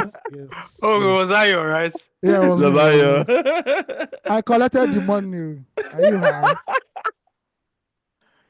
The pen, and he then wrote everything. He wrote everything and collected the money. It was not even like it was like this. She needed a script in the project, like a radio script or something, or a TV script. Okay. That one, off the dome. She paid me twice because I had to write it twice for some reason. She said no. The lecturer said she paid me again. I'm fine. I said you write them off again. the dome. Bro, so that's not kind now. That's not kind you to collect you for book another location. No, another session. Yeah, it's different now. You know how now. You know how. Different scripts now. Crazy. Oh, my brother is a Christian. He's a Christian. Yes, give me money. He's a Christian. It's only money you collect. He's a Christian. Now I don't know if my morals can. There'll be a test of my faith. There'll be a strong test of my faith now. Yeah. And I know that she was a baddie. Bro, you know that she was a baddie. She was the most notorious baddie. I'm telling you. In our class. So, but I have faith unto the Lord. I have faith. Yeah. I'm proud of you, brother. Thank you very much. I'm proud of you. Did you see this video? I'm not sure Dio or Samson would have done otherwise. No, those ones were done for. Now, therefore, I even proposed the cash, the kind. They said, no, I don't want money. I want kind. Have you guys seen this video of a young lady? She's like she was like a street dog until Pastor Tony Rapo picked her up, and it was Tolani Danger. Yeah, I saw it. People confused her with Tolani Badge. Tolani Badge had to do like a video and say no. Oh, really? Yeah, Nigerians are just crazy people. Yeah. Apparently, she was notoriously known because of her issues with drug abuse. But I Yes. think Yeah. Pastor Tony Rapo, who has a very strong drug rehab and reach out for this kind of people, was able to get out of the streets, and she's undergoing her rehabilitation right now. And shout out to him. There's also some other churches. I know that Redeem has a rehab center in Apapa or somewhere too that does this. Apapa? Yeah, that does this. So shout out to Tony Rapo. This is not the first time he's doing something like this and that has gone viral. So yeah, shout out to him.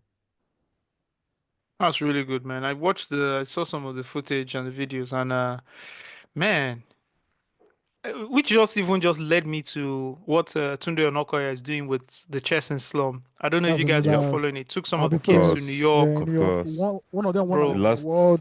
the Yes. last 1 month has been really, really inspiring. Like just watching everything that the kids have just been Going doing through. in the US. Yeah, it's been inspiring. And the way people have accepted them, like as since they got there, Nigerians have opened their arms and houses to them, Yeah. showing them a lot of love. I know they're in Atlanta, or maybe LD went over there or something, but LD also showed them love and all that. Yeah.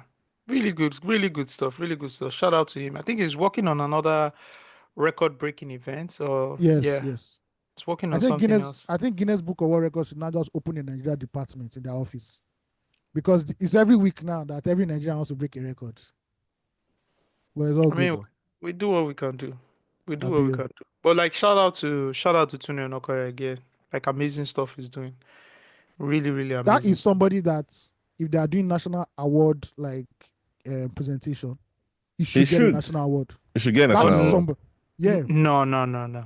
We're gonna go with MON. VDM. We're gonna go with VDM or Pella, Oh, guys. okay. That makes Sorry. sense. That makes sense. Yeah, Oh that yeah, makes that's true. sense. Sure. Since That the makes price is sense. already low anyway, so fuck it. Yeah, it's Yeah, VDM so or for- Pella. There's exactly. no, yeah, it's nothing else. The insider boards, Yeah. just to keep it gender balanced. Yeah. The fuck is I don't know that if watch? I don't know if Buhari, The if fuck- Buhari who was the if fuck is Buhari that? was still, if Buhari was still president, I'm not sure they would have given anybody under 50 a national No, award no, after no. what happened. After what No, happened with see, Israel the last time. You will I'm not feel sure your- Buhari would have accepted. You will do biology tests before you even go. Well, he's not playing that shit again with you guys, man. Buhari is not doing that shit He's again. not playing that shit with you guys. Nah. I The guess person crazy, that man. the person that That guy's suggested that, I'm sure he got like a queen. He got a See, queen. so much Huge of a queen. cow. So much of a coward. He just went home that day and slept. He just It's went true, to- sir. that man does But not. That man does not stand by anything. Nothing. The Nothing look on bothers that him. guy's face. No conviction, nothing. It was No book. befuddled. No book, no It was- nothing. Like Buhari has not given a major speech since he left office. Nobody has Nothing. recognized him for anything. Jonathan Nothing. still gets major reps, major clouds today. Obasanjo No, is still writing because letters. now that you even mentioned it, is a question I've been willing to ask. That have you ever in your life heard Buhari articulate anything about like governance? Let's just say the economy, healthcare, education, or any other like relevant subject that affects like human existence. Like, and you go, man, wow, this man knows his So, stuff. no Have you ever blueprints. heard it? Yeah, no blueprints, no Nothing. philosophy, no clear. The ideation is not even clear. It's not Think, loosely think enough. about it now. That is why I will continue to curse the people who brought this man into power, because he didn't do it himself. You know, And they knew. They knew. They knew. They heard him Yeah. speak. They heard Yeah. him talk. They heard it Yeah. and they said, man, but they took the money and they did what they did. And some of Thing them like- rebranded themselves now. Some of them are mental health specialists. Osage, where you they Some go? of them Where are you they different. go? Where you You they understand? go? You No. don't need cook. You don't need cook. You know the cook. It's You don't dey okay. cook. Some of them rebranded dey themselves. You don't But it's on gas. okay. It's You don't okay. the It's on okay. gas. I don't the on gas. All right, let me You don't keep it the on moving. gas. Speaking about Buhari, right? Speaking Yeah. about Bubu, he said, I left office with no added assets. Right? The former president Muhammadu Buhari has declared that he left office with the same physical assets he had upon assuming power in 2015, emphasizing his commitment to integrity during his time in office. Yes, you came empty-headed, you left empty-headed as well. Anyways, Buhari made the remarks during a meeting with members of the Progressive Governors Forum at his residence in Kaduna on April 9. Yeah, what did he say again? He says, yeah, it says, according to his Buhari's media aide, Gaba Show, the former president advised the governors to adopt a people-first approach in governance. The thing is that You know, It's no, just it's a template. I'm just gonna keep quiet. He said Oh, leadership presents okay. both a challenge and opportunity, and balancing the two will significantly advance national progress. I think when this guy came into power in 2015, I, there is some strong indications or possibilities that he actually thought it was 1985. Man said, "Where's Germany? What do you The mean? man said, What do you "Where's mean? Gemini, bro?" What The man went on indication? the man Are you went sure this on man an was not international. suffering from dementia? The man went on an international stage and said something about his wife knowing his In place the in the other room. kitchen or something In the other other room. room. Sorry, in the other room. Do you like? But do you understand like what it would take to for somebody to say where's Gemini? Where's Germany? Bro, where's Jenny? Bro, I was thinking back when someone raised that when somebody shared that sentiment about um Buhari not being invited to do anything, no engagement, not being booked for engaged to do anything since he left presidency. Events. I thought about Jonathan at the time, who was giving us like presidential chats regularly. At least like he was a PhD holder. I remember he could communicate ideas, Yeah, but we were just so tired and frustrated with like the wanton that what he was saying wasn't matching what yeah. was happening. And also he didn't seem that he had a grasp of his presidency. We go back to Obasanjo. Because Yaradua, yeah, I consider Yaradua a glitch in the system. Although glitch in the matrix. Even he was like really one smart man, right? Like you just, but I always thought that he wasn't really energetic at all, especially during that campaign. He didn't convey enthusiasm, right? Like so, which later made sense because of his health, what we know now about his health, right? Then Obasanjo. Sorry, before you go ahead, and the Yaradua run with the Yaradua and Goodluck Jonathan, who ran against them? Buhari now. Buhari ran now. Buhari ran now. And what an option. We had Yaradua and Buhari. That was all. Wasn't that Ribadu too? Then Ribadu, I think that was Ribadu. No, too. Ribadu was in the mix. No, Ribadu was the Goodluck Jonathan one. That's 2007 election, Abi. No, I think the one after. No, 2007 election now. 2007 presidential election now. That was Obasanjo's No, Ribadu didn't do that one. 99 2000 99 2000. When was the election? Yeah, Yaradua election. 2007. Yeah, 07. 2007 now. Yeah, 07. Yeah. Let me look it up. I'm trying to look it up and see checking it up now. You are okay. So who ran? Yaradua ran. Buhari ran. Atiku ran under AC. Atiku ran. Yeah. Oh, those are the three main candidates. Yaradua. Yeah. All Buhari, northerners. All northerners. Yeah, because you know power rotation. Of course, now power rotation. Now 8 years of Obasanjo. Yeah. So nobody even bothered because nobody bothered. Oji Uzokalu got 600,000 votes. So that's PPA. I don't know what PPA means anymore. Well, yeah. You know, so just also ran. Ojukwu ran. Abga. Yeah, Ojukwu ran. Okay, that was one Ojukwu ran as well. Yeah. That was one Chris Okoti ran too. And Patutomi too. Patutomi ran. Yeah, Patutomi too ran. Chris Okoti had more votes than Patutomi. Damn. 74. Is it more pastor? Are you joking? Yeah. So I'm thinking about our presidency. You remember Obasanjo too, who let's not even start. That was very vocal. He has authored almost 10 books. That alone has really let you know like the kind of person he is. 2 times head of state. Even Tinubu, like there's some, to be very honest, like you can say that you can say whatever you want to say about him, but at least I know that there's something there. There's an ingenuity with the way he has gotten himself into presidency. Just into like and he has a plan. Even though in the positions that he has had since 1992, like I personally see that man as a master manipulator. To be very honest, mastermind, bro. But I still think about Buhari. Like even as a military officer, I never came across any material that's really like put a spotlight to him. Even the something like a heroics, like even the Civil War. Or something like he must. He was injured during the one. He was injured during the that was just the most notable thing that happened to him during the Civil War. It's not like Obasanjo, like a Civil War. Congratulations. Congratulations. Almost everybody was injured in the Thank Civil you. So my own is, how did this man now get to rule Nigeria like twice? That's like it just baffles me, man. It's the corrupt people turning a blind eye. Yeah. Yeah. because how he rose through the ranks. This man is not an excellent thinker.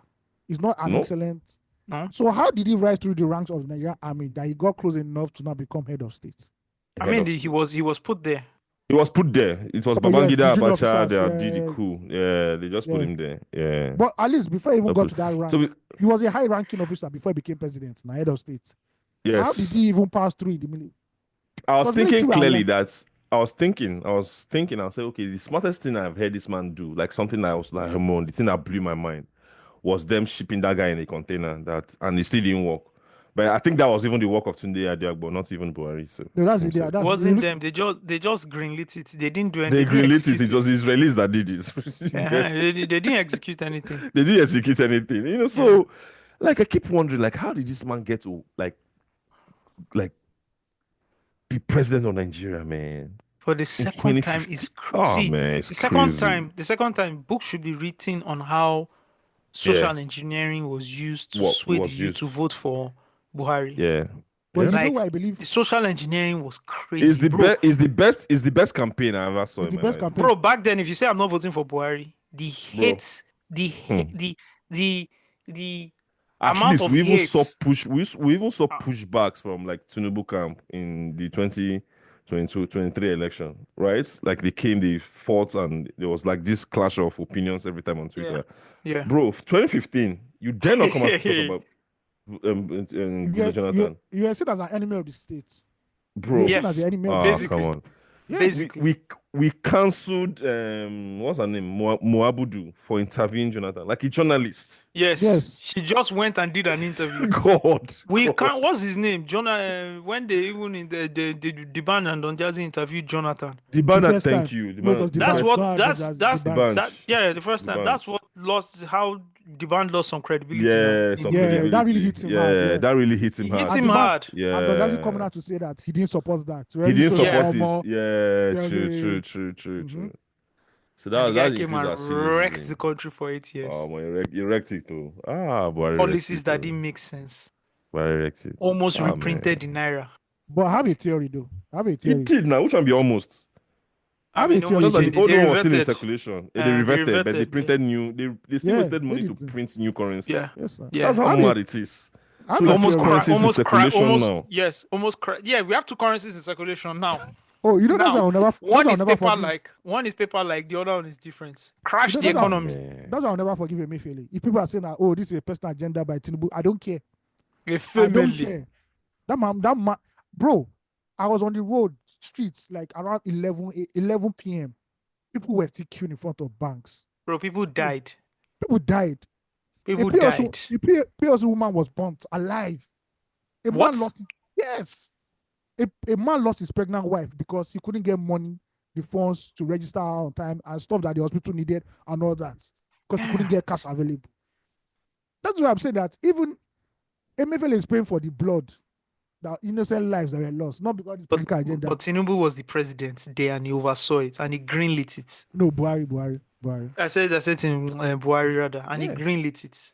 A family and Buhari. Do you Then think that? Do you think that? I don't want to hear him. As a matter of fact, I don't even want to hear him speak anywhere. Don't go anywhere. No, he's cancelled. You should just stay in his- you should I stay don't where want to he is. hear you. I don't want to hear you. I don't want to hear nothing. Yeah. Just Do go you think- away, bro. do That's what you think if- want. Do you Go think away if to a your book was farm and your written- 14 cows. Do you think if a book was written That's on another thing. Even personal Buhari's- wealth. wait, chill, No stay. good. Nothing. Sorry. Eh. Do you think if a book was written on Buhari's head of state tenure and his inadequacies, we would have learnt our lesson from the 2015 election? Nope. Okay. Nope. Hmm. Nope. Anyways, let's move away from these annoying topics and move into let's go, something let's go. more interesting. I saw this tweet, very interesting. Someone says, thinking about sex, but not in a perverted, horny way, just about the theory and philosophy of it, perhaps the meaning and influence on culture. That's what someone tweeted. Someone quoted the tweet and said something very interesting. Said, today, I was thinking about the linguistics of sex and how we would find it difficult to moan in indigenous languages. One of the insidious and long-lasting linguistic violence remnants of colonialism and neocolonialism by grafting sex lingo from Hollywood films. Bro, this is a very strong point. The person I don't says, agree. Hold on. The person says, thus, the vulgar words for sexual organs and sexual intercourse are welcome into the sex vocabulary of youths, but other equally vulgar words for sex in pidgin and in indigenous languages are treated as ras. Bola is ras, but dick is fey. Pussy is hot, but toto is twe. Do you understand? All right, that The point li- makes sense. The lingo part I get, but the It- part about expressing love in or like sexual pleasure in your indigenous language, I don't agree with that one. But the lingo part I do understand. It is happening. There was also another quoted tweet that did something very, very interesting, but I can't find it. Oh my God. But the person talked about, another person quoted that person's, the tweet I just read, and then talked about how Hollywood has defined what romanticism is, and that, oh, you have to buy a bouquet of flowers. Do you understand? To express love. Like, why should that be the only way I can express love? But that was brainwashed to us by Hollywood. And it made a lot of sense. If I can find that But I exact think, tweet, I would. not to be a devil's advocate, I would take that Hollywood version than take Achalugo's version, because I don't have money to be buying diamond ring or go boutique shopping for a woman in Lagos. I'd rather take the flower version of Hollywood, which is less expensive than the Nigerian version of romance right now as we are currently. See what someone says. Yeah. Another person says the scene in Love in a Word. I don't. You guys watch the movie, right? The Achalugo. Odogu, Odogu Achalugo, Bam Bam. Shout out Bam Bam. It says where Odogu brings praise singers to the office is actually a deeply indigenous way of showing love and romance. Yet some people saw it as ras because it didn't fit into the westernized template of romance they are used to.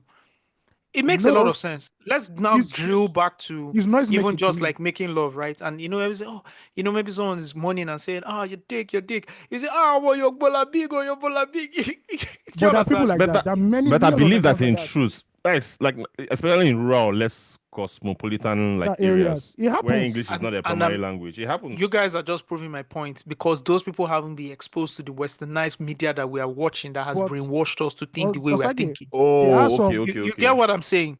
They are Yeah, not saying but it doesn't we are exist. we're all like product of our influences. Yeah, actually. So including So now- like including how we mourn when they're doing sex. So You get, guess what like, now? Exactly. And what So guess she's what? trying to prove here, what the Twitter user is trying to say here is we, because of the globalization and of Hollywood, it has brainwashed us to think this is the only way and any other way is wrong. But you know what? Yes. Countries with a strong social cultural identity that also puts that in their movies, e.g. Korea, will not fall for that. So we now France. need our filmmakers to now show us what it means like to make love and express ourselves in our native tongue. First of all, Nollywood filmmakers are shy about shooting sex, whether for cultural reasons, moral reasons, or just the censor's board being a dick, being a total ass at the end of the day. But if we did have more sex scenes where people were actually, doing this, then I don't think it would be a problem. Well, it is what it is. Yeah, it was just very fascinating to think about it, all the way from It's- sex to even like romantic gestures, I understand also the another context is also like the adoption of the language in terms of like sex organs like dick, toto, and stuff like that. I also think apart from I don't think I think it's just the way it's also like he also sounds like Bola is too assertive too. Like he's not. Well, I don't know how to put is it. the way your mind is It's wired. like, I don't know. Like I don't know. Like there's a technical like English term. I want sounds to There's use, no I've forgotten it. technical anything. If you're It's not just a your woman, the mind. woman just starts shouting, "My yash, yeah, my yash, oh my yash." Yeah, I won't like that one. Like, yo, chill, fam. Like, yo. You understand? See, I was already saying chill, fam. See I what know I'm it's talking you, about. man. You see, that's what I'm talking about. That's the But I problem. understand what- I We need understand what more I said, sexual Isha. content with our native language. In it. That's simple as that. Yeah, you need to see.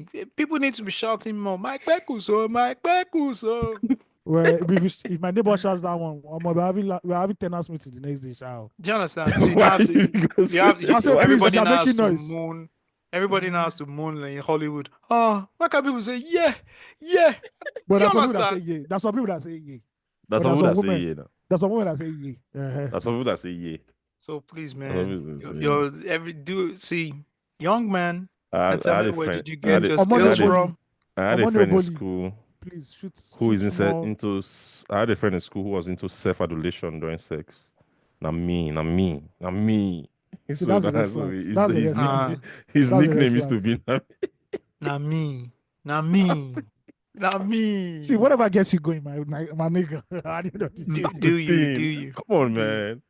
You know, It's so better how, that so how you're. is it a red? How is not a red flag? But I'm just naive joking. now. He's putting the work. You Guys know? It's say better na that. me. It's Na better than me, your. It's oh. me. It's bet- not the same thing as who's your daddy? Who's your Exactly. But that one a daddy? question.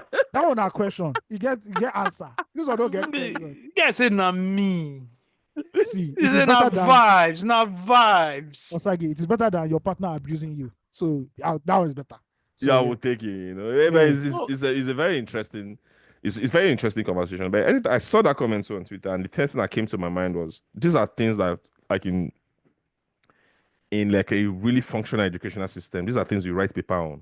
You do like proper research, Funny enough, and they're there's no like paper on this. Yeah. that papers, like people who are doing like their masters dissertation on it, like Your project, like your project, like properly done and is well archived and referenced in like in really, really, that's also like you see how education, our lack of like functional education, you see how it affects us in general. It affects us because there's everywhere. nowhere it affects us everywhere. Because I want to like really expand on this and in fact, I swear that if you take this proposition and put it on LLMs, they won't be able to articulate it well because there's nothing to reference. Yeah. Do you understand? In terms of from a Absolutely. Nigerian context, so education, like, it goes back to education. Like, we can't study these behaviors very well and understand where it's coming from or the cause and the effect on it because we've not like properly researched on it. True that. I agree. Yeah. All right, man. Let's go into some fintech work. Let us do some fintech discussions, right? You guys know this HR company called Paid HR. Yes. Heard of them. Why is Steve Well, they laughing? said it's not a charge card now. That's why I'm. That's why I'm okay. laughing. So the HR payroll company, I don't know if you know like HR payroll companies. They're very similar to Bento. If you guys know Bento, if you don't know Bento, you know the CEO. Put it where you want to put it. Bento. So Paid HR is also very similar. They also came into the market a few years ago. They basically handle everything from payroll to payroll is like largely what they handle. Then there are other like services that circle around payroll and onboarding and I think a few other things, right? So recently they announced that they will be adding more features to the products, right? Which includes bills, savings, etc, right? You can do everything in one place. And for me, I was just like I'm trying to look for the blog. The tweets. Yeah, okay. I think I found it. Yeah. I found it. It's in their product updates, right? So it says the modern employee needs fast, flexible, and reliable way to manage their pay. Gone are the days of waiting for salary disbursements, scrambling for cash, or juggling multiple payment platforms. Enter Paid HR Wallet, your all-in-one financial solution designed to give employees full control over their earnings in one place. The power of an employee wallet, right? So basically, you have your salary in your wallet. You can do wallet-to-wallet transfer. You can do bill payments. So buy airtime, data, etc. You can earn wage access. So money you've already, I don't know what the fuck that is. Cross-border payments, they're already talking about that as well. And then people were, there's cross-border payments. I'm telling you, it says cross-border payments. Wow. With your wallet, you can also send money across borders, making international transfers easy and affordable. You can send money to 120 countries in 49 currencies with your dollar account. So they probably layered that on another person's rails, and they're just using that person's rails to to achieve it, and then they probably take a commission of it, blah blah blah blah blah. So a few things to talk about this. First is like I don't know if you saw someone's tweet. Person said, "Last, every fintech company you will sell airtime. You will sell airtime. Airtime You will and sell data top airtime. up. You That's the must." equivalent of my to. That's the Burger King. That's the jollof rice. That's the Yes, jollof rice jollof and rice. plantain. It's and shout out to Emeka Ajene. He I don't know if you know him. He's the Of course, of course. founder of Afri Digest. Writes Yeah, a lot yeah. about fintechs in Africa. He put a screenshot of a tweet he had put before, right? And he said, "Sometimes focus is a luxury you can't afford, especially in this context in Africa and sub-Saharan Africa, and specifically Nigeria." He said, "Why is Nigerian API fintech Okra now providing cloud infrastructure? Why does Nigerian stock trading platform Bamboo now have a remittance app? Why is Yeah. Nigerian immigrant neobank Vesti now testing airport concierge services? Yeah. Because sometimes focus is a luxury you can't afford." You can't afford Basically, it. you Yeah. can't afford it. You look at the numbers, you look at who's investing in your company, you receive you raise money in FX, but you're charging in naira, right? And with the Your discrepancy in earnings are how in naira. volatile the naira is, with the value always dropping from year on year, you have to start looking at every other thing that makes sense in your peripheral, and then you start Yeah, offering those things as services immediately. And yeah, that's to what you're survive. seeing here. So forget how the guy, the CEO wants to spin it or anybody wants to spin it. Numbers are dropping. You got to do what you got to do. Stay And it's a afloat, very man. smart move for them to do what? To start expanding into other regions. And what I don't know what is going to happen in the future if every fintech app will be offering every single thing, but would make one either their loss leader or make one the strongest value proposition they have, but then layer it with every other thing every other platform is offering. Because if a HR platform now is offering cross-border payments, you're already giving another platform that was offering that as a unique proposition headache. And that one now has to start looking at, okay, what do I have to now layer my own, Offer. Yeah. product with other offers and everything. That's very interesting. Techabal also did an article saying not only paid HR is doing this, right? They're like global HR tech companies are also following this playbook. And they reference platforms like Deal, Remote, and Rippling, who have the same, similar arc. They started with payroll, then they started embedding financial services, which makes sense, right? Because if you look at it, that's why I worked in two different fintechs, and we were constantly looking at like the user Three. journeys. Three. Three? Oh, three actually. Thank you. But we actually we constantly were always looking at user journeys, and the most important thing, let me tell you, when you are playing in that fintech space, I mean, mine was fintech. This was more of HR tech, and then they're moving to Yeah. fintech. But because they are also handling payroll, they started looking at that It's money, fintech-ish, yeah. and you start looking at, okay, this money comes in and goes out. How can How does this we're stay in the processing ecosystem? this money? We're processing this amount of millions or billions every month. How do we find a way to keep this money in this ecosystem? Smartest thing to do: open wallets, right? So if we keep the money in this ecosystem, we can start to do stuff with this money, whether we now want to start trading with this money or whatever we want to do. But the more we keep people in our ecosystem, which is AKA keep their money in our ecosystem, the more they can then spend money in the ecosystem. This was the Yeah. brilliant OPay playbook when I worked at OPay. The only reason why we did all food or all ride or all the It was other just services, keep the money right, in circulation. Yeah. was to keep the money in the wallet. So start to create use cases. And it's the same thing these guys are doing. Okay, we're a HR service. We process payroll, but we now have to start creating some use cases so people keep the money with us.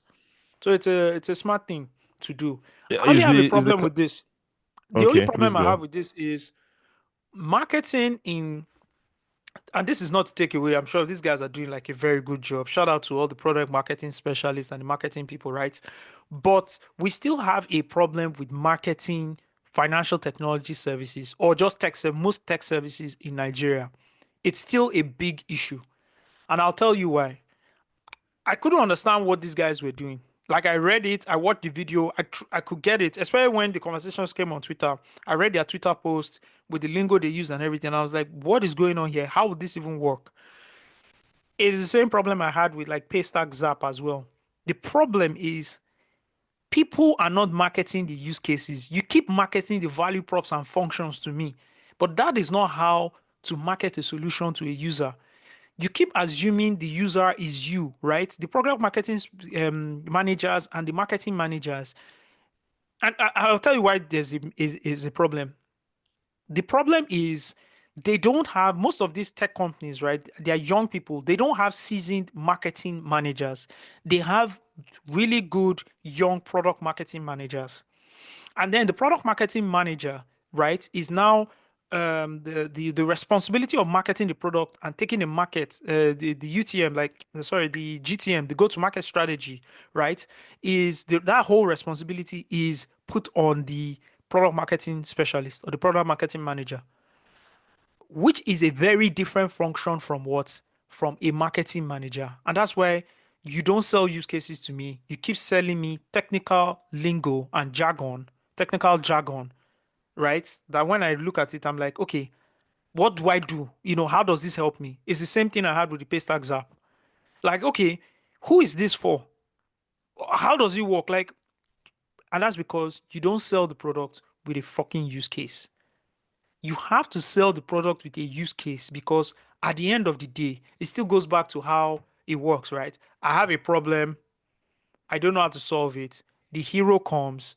The hero helps me with the rookie to solve my problem. Bingo.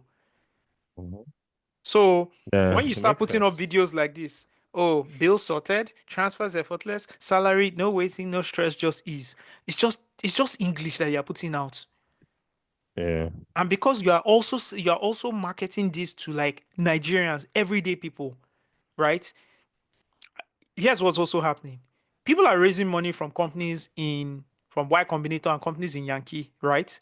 And then they start following that whole philosophy. Oh, we raise money The here. Oh, they templates. also raise money for a company that's similar to our company. Oh, how did they handle their marketing there? That's how we need to handle it here. BS. You have to take it down to what it is. At times, these things don't look sexy. You have to take it down to Understood. how rugged it is and sell me a freaking use case that when I watch it, I see somebody like me with that problem, and that problem is solved for that person. And then, but Understood. here's That why these things won't change. You know why things there's won't it. change? Why? Because the CEO thinks he's the best marketing person in the company. That's what's happening to all these Yeah. companies. The CEO will Yeah. never let the marketing managers do their work. Anyways, go There's ahead. there's a danger in marketing in this space, because Which if you don't is use the danger is that if you're not seen as being part of that space if you don't use the lingo of that industry while you are even marketing. And that is why I love what Ope did. We at And Ope said, OP and money points. yeah, we said, fuck you guys. They say fuck the You tech think people. you We're you not seeing. understand? We're not. Yes, I don't care if OO tweets about my tech startup and says, "Oh, I this is agree. exciting." I Posts it and definitely says, "Oh, agree. I don't need your validation Yeah, and everything. I I need to get to definitely the agree. people, bro." Let me Yeah, tell you what we're doing when we're OP. We're paying influencers. You didn't even see this video, Steve.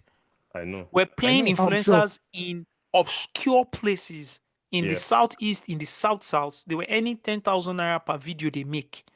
Mhm. Cheap videos. They were doing Micro influencers, right? crass content that sometimes if the Unpolished. content makes its way to social media, like someone will go and find the content and put it on Twitter, Yeah. they will troll us on Twitter They for will days. troll you, guys, bro. Yeah. But if you look at the numbers, when I saw the numbers, what this thing was doing, and the referrals were getting off one video that was targeted to the below the line user.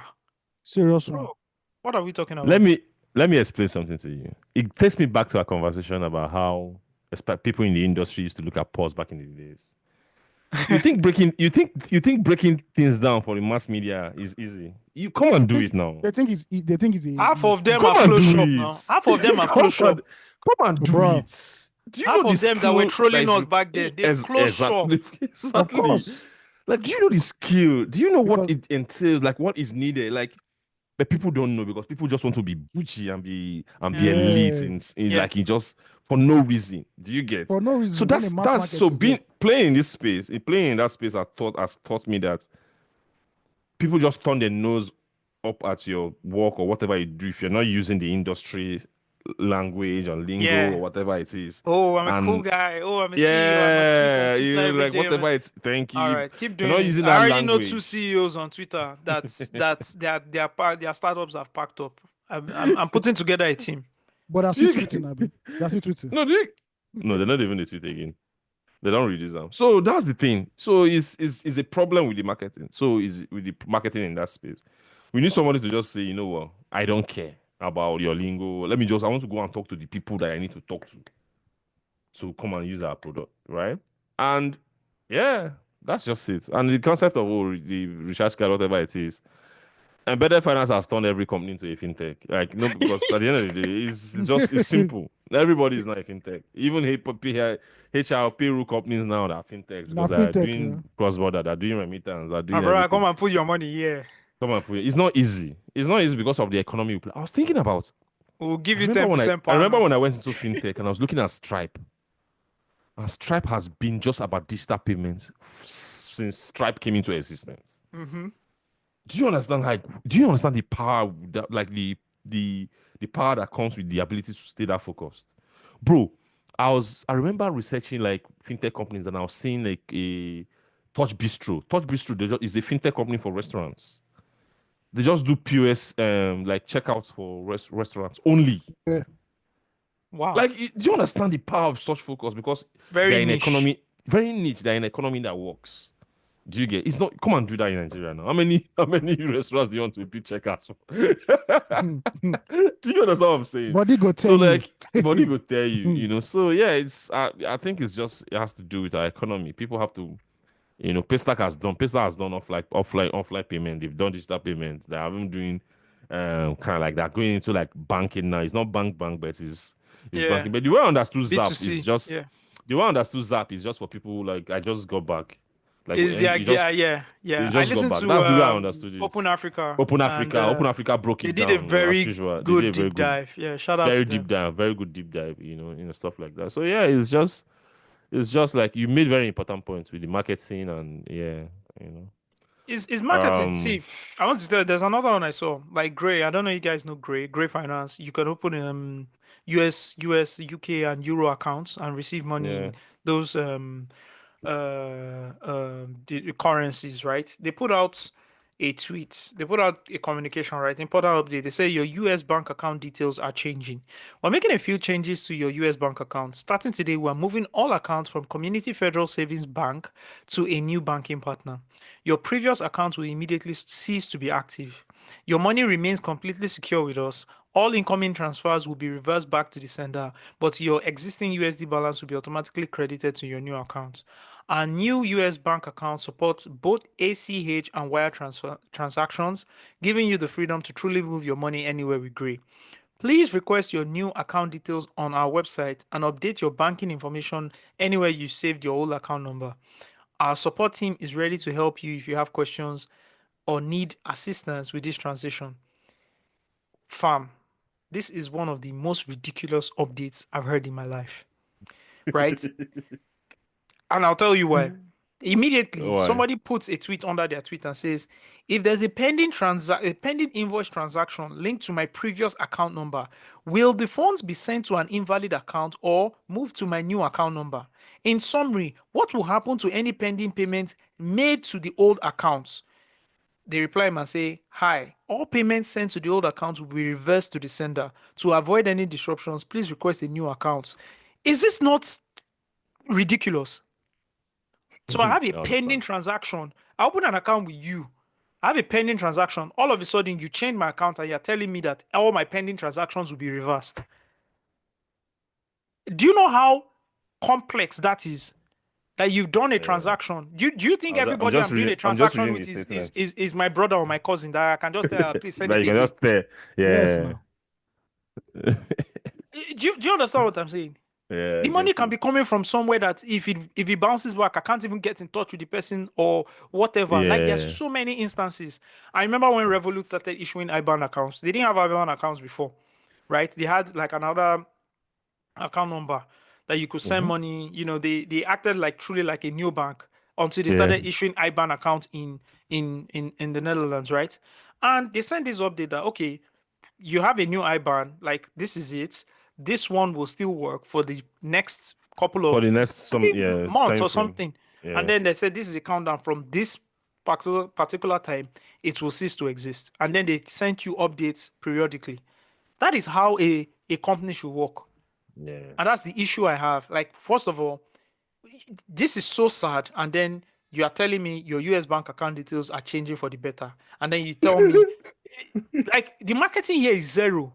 Because when I first saw it, I'm like, oh, your USD account just got an upgrade. Oh, this is nice. Let me read what this is. And then you see this bullshit. Yeah. Imagine for all the guys who work like remote, who work with like what's the name of this company? Fiverr, Upwork, right? Upwork. Okay. And then their money gets reversed. Yeah. Something happens. Like And why? they've closed the project and everybody has moved on. Yeah. Why? So I'm not impressed, Understood. Gray. I'm not impressed at all. No, I'm not impressed. Gray. Don't you know people Gray? Okay, no, sorry. I mistake Gray for your guys fintech, real one. Oh, Lemfi. Lemfi. Thank you. No, Lemfi is different. All right, man. Let's move into music. It's the 5th anniversary of Yellow. That is Brymo's what? Probably 6th or 7th album. You see, they count Brymo discography. Yeah, I've lost count. I'm done. It's crazy, actually. It's crazy. I'm done. This is I love this song off. Oh.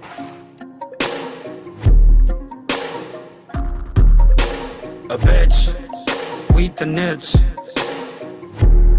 made with the snitch. Peace and tell, snitches got bitches got the stitches to tell. A bitch had a hit with the ditch. Kiss and tell, snitches got bitches got the stitches to tell. A bitch is now a witch with the switch. Kiss and tell, snitches got bitches got the stitches to tell. SB to go,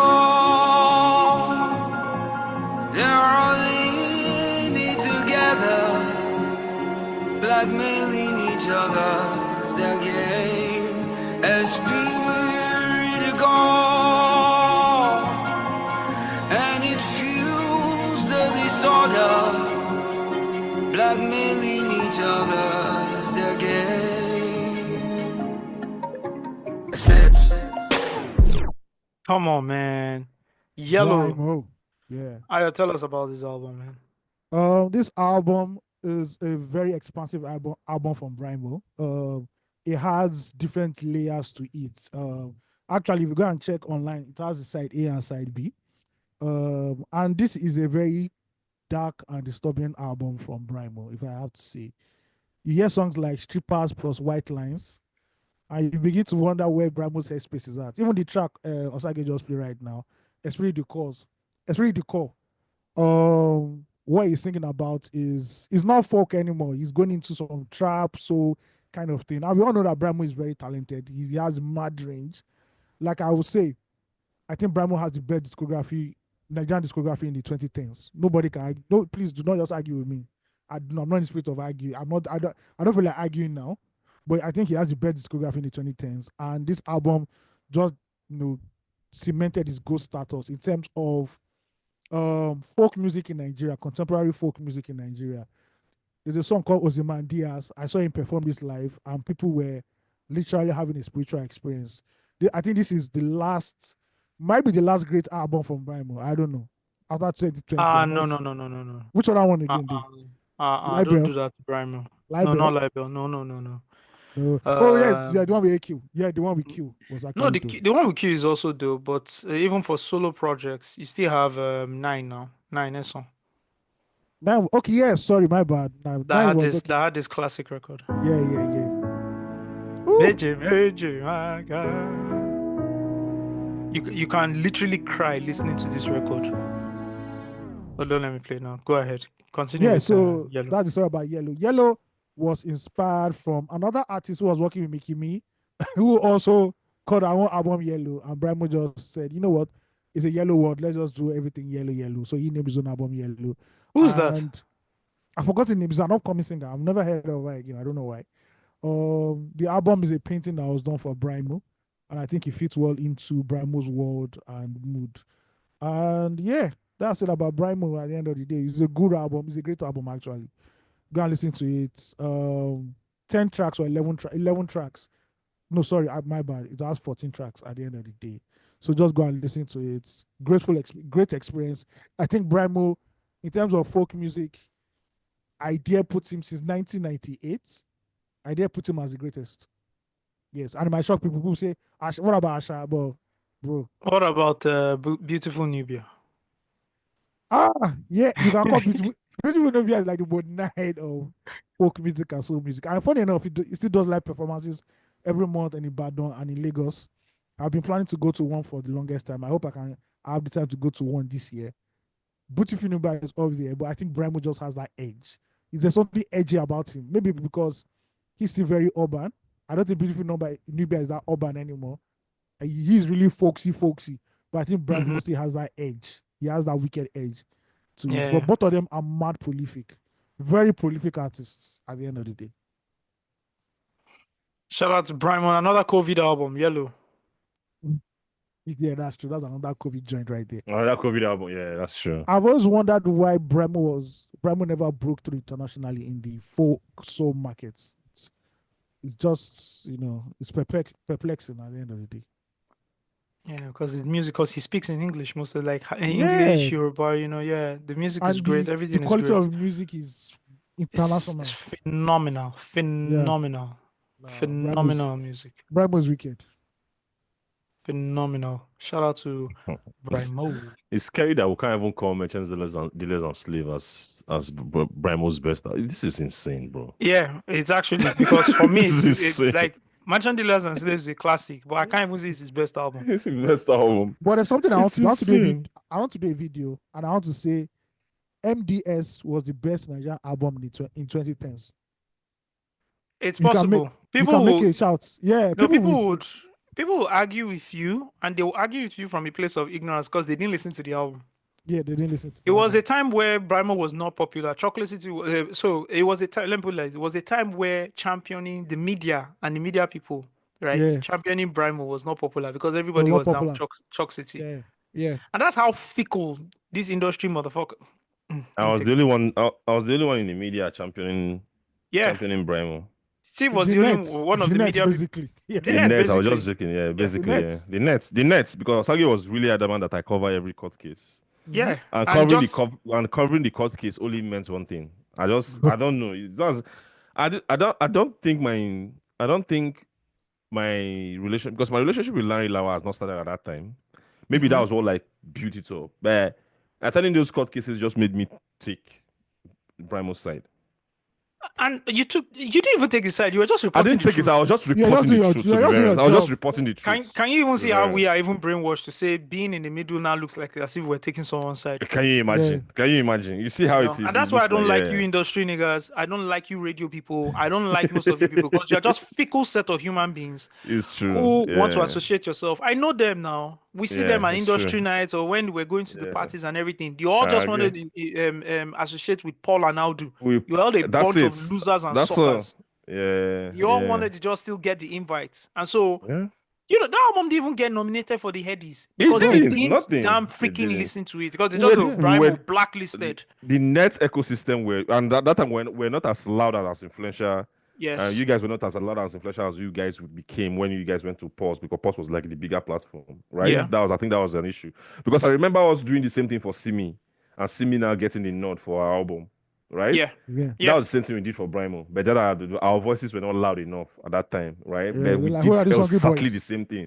Just go back. It's there. I'm sure the review is still there on net. I've saved that review somewhere. For Brymo's album. There's no platform that did anything close to that for that album. That gave it that kind of like review the album. They didn't even review the album. Bro, people didn't. That MDS, people don't listen to it's only Paul Brymo fans that know the album. Yes, that know the album. That's where the story starts from. Yeah. Yep. Yeah, we did everything. It's sad, but that's the way. And it's still happening to today. I remember influencers and everybody. If you're not, I remember Emma mentioning the net thing. I don't know if you remember. I don't know. You didn't hear about it, but you know that BHM did a listening party for Ice Prince's second album. Yes, at Net Office. Yeah, I was there. You were there, but we were having a conversation. All the media came. We were having a conversation with Emma, and Emma was talking about down. Like if you read Net a lot, you know what's down. Like down, it was just the single, not the album. Yeah. But Emma was making the reference that, if you read Net a lot, you see how they've talked about down, like the record. That if you read Net, you think the record is a national anthem. Do you understand? That's what he said. He said it specifically. Do you get? That's how much we talked about that album on that platform. Do you get? Now we need to listen to Down.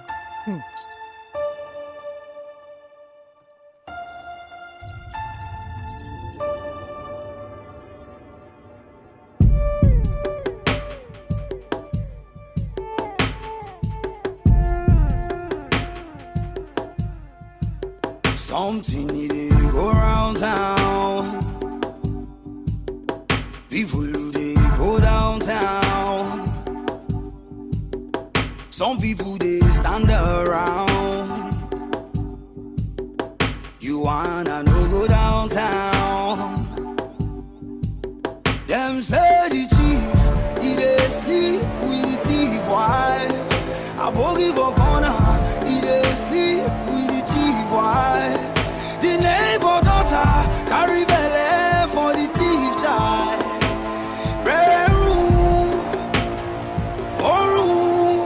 Something in it go round down.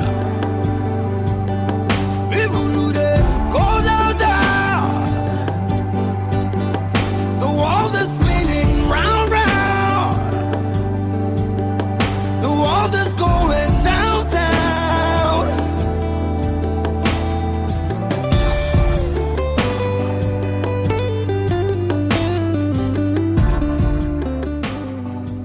All right, Ayo, you're 100% right. Song with Genevieve. Genevieve very song and she was just raving about it. You're 100% right, my brother. Brymo is the best folklore. I'm sorry, bro. No, let's not go there now. This album, the writing on this album, Bro, the writing on this so album, layered. I've not experienced anything like that before. Purple Jar. Hey, what? I beg. Echo. Don't Lego. No. I've not. Purple Jar is a problem. The thing is that this album drops in like what 2013? Oh no, this album drops like 2013, 2014. Because I was in pause then, 2013, yeah. Yeah, 2013. No, okay, because so it has to be Son late of a Carpenter is 2013, 2013, right? I think Son of so, a Carpenter is 2012. All right, let me look for this thing. Let us go to this. Son of a Carpenter is the first chocolate album, 2012 now. Yeah. Merchant Dealers and Slave has to be 2014. Has to be early 2014. No, Son of Carpenter is not the first album. No, that's Brimstone. that's the second album. Brimstone is the first album, independent album. Yes. 2013, Merchant Dealers and Slaves. Son of a Carpenter. Okay, 2012. 2012. Okay, Yeah. so the next year he leaves Chocolate City, then And he drops drops an album immediately. Yeah. Merchants, Dealers, and Slaves. What an album title! God. Yeah. Merchants, Dealers, and Slave. He's talking about the record label, the recording music. It's record industry. label, yeah. The whole album is the music industry. It's a story about the music industry and the Lagos scene and everything. It's layered. Bruh. This guy. Nah. Yeah, you're right, guys. I give it. I'm not touching Brymo. I give it to him. This thing is not okay. Son of a Carpenter is here. Okay. Son of a Carpenter. Ah man, and it's funny enough. I know he hates Son of a Carpenter, but there's some really good stuff. It's a good album. To be very honest, it's a decent album. It's a decent album. I know he hates that album, but 1986. 1986, Then Good Morning too. Good Morning, Go Hard, Yeah. Omoge Campus, Omoge Campus. No. If You Were Mine. No. There's one song that I don't think is even on this album. I'm not sure, but there's a video of it, and the boy was lighting his stove. And I almost cried watching that video. Brymo. Oh yeah, I remember that video. Yeah. It's out of here. So yeah, congratulations on 5 years of Yellow, and yeah, beautiful stuff. Okay. Brymo's legacy is sealed. Even if only cool person do stuff. That one don't do that. That one don't do person. Do you get? Yeah, man. Do you know there was a time that universities were calling Brymo to come and sing, and the only song he had was only Kukuros, and he would sing it. They'll sing it. Yes, man.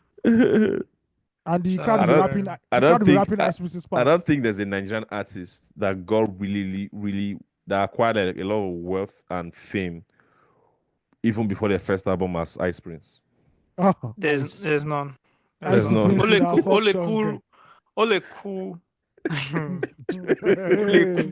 cool. That Bro. song. Even on there's a feature he had on Rugged Man's album Yeah, I know that one. Yeah. Ah, where my they jam. shot the video in Scotland or something. Yeah, In my London. Where jam, my he talked jam. about Oh, something God. without an album. I did it without an album. I'm like, okay. You know already.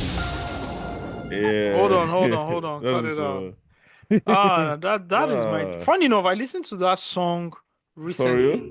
I'm telling Yeah. you, I listened to that song like recently. The record you're talking about. That's I remember that record now. Now you want me Yeah. to play the record, but I can't find it.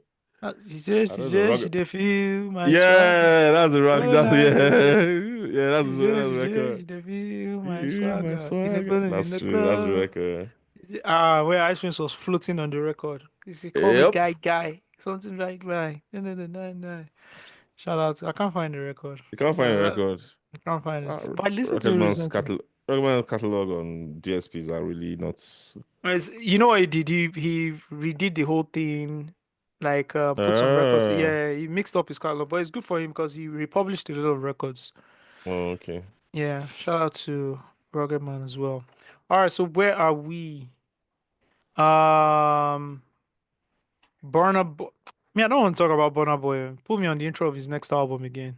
But this time they'll have to pay Without you. royalty. No, this time no. Atlantic record though. No, they must pay you. Forget that. There's nothing much to say. Then I want to just say this. Well, like I just. Yeah. Okay. What did he this say? is not- Give us context. Give us context. The context is he was advising Nigerian artists not to care about Twitter Nigerian fans. Online That's fans. online fans. That being number one in Nigeria does not mean anything because you don't earn much. That you should target the global markets, blah blah blah. So the way a lot of us interpreted it was that he was also like shitting on the local front, right? Which people said no, he was just advising artists to really truly focus on. And if you I want have to a question really before you go technically, ahead. Before you please just go, I have a question. He was advising Nigerian. Do you think the Nigerian artists don't know how streaming works and how CPM rates how CPM CPMs rates work? works? Yes. No, they- Do you think the Nigerian artists It's don't only know? Burna Boy. It's only Burna Boy Because that he has knows, one Grammy, because he's the only one that knows how He's it the only works. one that understands it. Yes. Okay, Yeah. I understand. So the only thing I want to say is now that it's been established that Nigerian fans are not economically valuable to Nigerian artists. To Afrobeat Now it's been artists. established to Afrobeat artists. I dare any artist. I dare you. Ignore our cultural value, the build-up you enjoy here. I dare you. Go abroad. Go to the world. Afrobeat to the world. Go to the world first. And let's see where it gets you. Has it ever happened? No. It only happened. The artist it happened to, I've not heard from him since 2014. Who's The that? record, the guy that had that huge record that played on New York radios. IOJ. Let's remember IOJ. Your number. Your number. Your number. I dare you. Go try it. Why are you now? Why are you in Nigeria attending all the parties and trying to establish establish the person that footprints? said it. The person that said it is in Lagos. He's in Lagos. He's in Lagos, He's oh. in LA. He's in Lagos. Go. Leave us alone. Bundle Just after go. bundle after bundle. Even Go. go. Anyways. 30 December. I pity. Yeah. Anyways, the thing about Burna is you don't even know when he's you don't know if he's being like truthful and factual about his comments or thoughts because he He's looks not. like he does these things for like promo now. Yeah. That's what it looks So like. you don't even know Sadly how enough. he feels, genuinely feels, right? Yeah, And sadly there's a enough. way to communicate this message because what he said is the truth, right? But there's a way to Yes. communicate the message where you don't look like you're belittling people, whether it's the fans or the artist. There's a way to Yeah. communicate and express it. And I think he has, based on the interviews he has done previously, whether it's his Breakfast Club interview or the other one where he was talking to, what's the name of the guy? Zayn Lowe, right? Ibro. Oh, but Was he- I hate all Burna Boys in Louis interview. He doesn't know how to articulate himself and express Yeah. himself in a manner where he passes the message coherently and does not Yeah. belittle or insult people. And I Insult think people. that's like a shortcoming for him. I also think he does that because he's trying to overcompensate with his ego. This is just a personal thinking, but wish all parties the best. And But I I'm know why looking he forward to said his this, though. album because I why know do you why he think? You said think this. it's crashing out? Because his latest singles, all the 3 singles he has dropped, none has reached number 1 on any platform in Nigeria. And Yeah, you know, so all of a sudden he doesn't the- care about number ones the again. fighting fan bases have been pointing at him like, yo, fam, you are falling off, fam. You know, our own guy is still there number 1. So he had to lash out that way. Yes, as talented as Burna doesn't care about the ecosystem in Nigeria. Let's not deceive her. He's not representative of anything. He doesn't represent anything apart from himself. So when he made his statement, it's just a selfish statement for him. That's all. All right. Well, this one was no matter, like, despite how talented he was, if killing them didn't come at the time that he came, which helped like elevates every other thing that he was doing, we wouldn't have been here, to be very honest. Yeah, killing them was like a catalyst. Well, the catalyst for everything. I remember when he performed that song at Echo Hotel. The place went mad now. Yeah, so it's fine. Do whatever you want to do. I'm watching. Just a go, Seth. We don't even need you for Lagos again. We don't we get people where they serve us now. Jamb's there. Say vibes don't come out. I beg. Rema, as Rema don't be like this. You see they give boys new bedu. Exactly. So do whatever you want to do. My brother, bedu day. Bedu day container. Don't even try that. We go do all right. We gonna be all right. Okay, this week in history. Haha. Are you guys ready for this week in history? Yes, we are. Let's go. Steve is not enthusiastic. I am. I'm waiting. Yeah, okay. This week in history, Aminu Kano dies. On April 17, 1983, Aminu Kano passed away. He was a politician, teacher, and reformist known for leading two political parties that introduced socialist and pro-people politics in northern Nigeria. He began as an educator and later led the Northern Elements Progressive Union, opposing the conservative elite. In the Second Republic, he founded the People's Redemption Party, PRP, and ran for president in 1979. His politics centered on social justice, women's education, and the dignity of the Talakawa, which is the common people. Yeah, so shout out to Aminu Kano. Passed away in 1983, April 17. I would like to read about, since I'm seeing something here about him opposing the conservative elites. I would like to read about what the ideologies that existed at that time, because nothing exists now. just so you know, there's no ideology that exists now. There's no I'm conservative. There's nothing. Built to zero, nada. My vibe just did now. So I would really like to understand. Okay, what was what did the typical conservative elite look like, or what was their ideology, and who were the opposing, and why did they form those factors, and what were they influenced by? If there are any books, I would really love to read on them and just understand what it was. And maybe we can always bring it back to that. You can never tell. Yeah, to some extent, yeah. You can always bring it back to that. I saw this video, right, talking about startups and like embedding everything into one space, right? There's this fitness app called Whoop, right, that you put on your arm, right? And then they interviewed the CEO. Someone put the picture on Twitter, and then someone asked her, how tough could it be to display time on the armband, right? And then someone quoted the CEO. I think it's even the CEO that put a video of founder and CEO put a video of his interview explaining why. What was behind the decision not to have a screen? The thing about having a screen is that once you have a screen, you tell the time, and once you tell the time, you're a watch. I didn't want to compete with watches. Right. At the same time, there's a lot of scope creep once you put a face on something. You'll be sitting in a meeting and it'll start with, well, it'll show you your heart rate and your time. And then someone smart will say, well, shouldn't it show you some of the other Whoop metrics? And then you'll agree to that. And then someone smart will say, well, shouldn't it also alert you when you get an email? Next thing you know, you've built a smartwatch. Right. And all of the resourcing that you had previously put into health and fitness and being the best health and fitness monitor in the world is now getting divided up into 50 other things that you didn't even realize you were building. I think this can happen to a lot of companies with really good intentions. Again, each one of those things was easy to say yes to. Mm-hmm. But when you wake up after 50 yeses and all of a sudden you're building a smartwatch and not a health monitor, you're a different company. So by being really, really focused on health monitoring, we've also been able to be the most accurate at it. We've been able to collect the most data at it. And Whoop is great at all the things that we do for all the things that we don't do. What was behind? That's really good. That was What do really you guys good. think? What's the name of the Yeah. app again? What's the name of the wristband?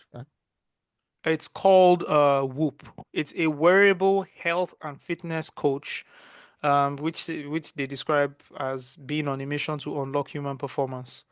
Oh, okay. What does it mean? How does he look now without a screen? There's no screen on it. That's it. It So how just you not looks. get It just have. the? It just has a design. You definitely connect it to your smartphone. So it's Oh, smartphone. okay. Okay. Yeah. Yeah. Okay, because I still want to buy what thing do they call it? Apple Watch. Just saying. You still want to buy your Apple Watch, It's right? been long. I saw Apple Watch on Osagi's wrist. Oh, it's here. Oh, okay. Oh, okay. It's here. I don't just wear it at home. Like I want to charge Yeah. it. At times I wear, but like most times I'm just charging it. It's when I go Yeah. out or I'm heading out. Do you still Actually, find it when very useful? the Apple Watch, yes, because where I am, everything is like driven by the time, down to the bro. Do you know how many times I Yeah. have landed at the train station and the door is just closing right in front of me, or the tram, Bro. or like the So they person lo- driving the bus is looking at me like this and saying, "You fucked Bye. up, son," and they're driving off. So like, There's no over. So my brother, you have to be right on On time. So time. it has taught me punctuality. I mean, I worked with Germans and people, Yeah. Swiss people, so it already taught me that Who are notorious for earlier. timekeeping. They had no tolerance for time wasting, so I Mm. already Yeah. built that. But again, my family moved here. My family had not built that. So every time we wanted to go out, we were always missing the train because they didn't just Missing the understand train. the concept of keeping up to time. Time. Yeah. So we yeah, had to yeah. build that and all of that. And I've also built that. And it took some What time, has- but I think also what I has was really learning helped and me, learning. what has helped me is that we stay kind of like in an outskirt of townish, outskirtish, right? Yeah. So every like bus driver that goes through this route, they know everybody who they pick up around like bus stops around here. Oh, So sometimes they nice. see me running out of the house, right, towards Yeah. the bus stop, and they've already moved. They will wait for me. They will just stop. Oh, They Canadians are stop and so enter. Canadians are That's so Canadians are so nice. nice people. That's so nice. I would like to Europeans introduce you Bro, I to the remember one Dutch time people. I remember that one time we were going to church, right? Like this was literally in front of our house. They could see all of us running out, and they stopped. Yeah, and the woman was like, "Please, no." The guy was like, "Next time, please look at the time." Blah blah blah blah blah. But at least his sister stopped. As Yeah. So that was one thing that I saved because that timing thing is very important. Europeans don't Especially care during about you. especially during this like those cold the winter, like crunch winter time where you don't want to go out and spend a minute outside before the bus comes. So you are calculating it, then you mistime it. Oh, more. That's very interesting, Sha. Yeah, But the timing thing really, really works. Yeah. it does. Do you guys know this political analogy called "you have two cows"? No. Nope. Okay, so it's basically used to teach. It's like political satire, but it's used to teach economic systems of governments. Okay. So let me explain, right?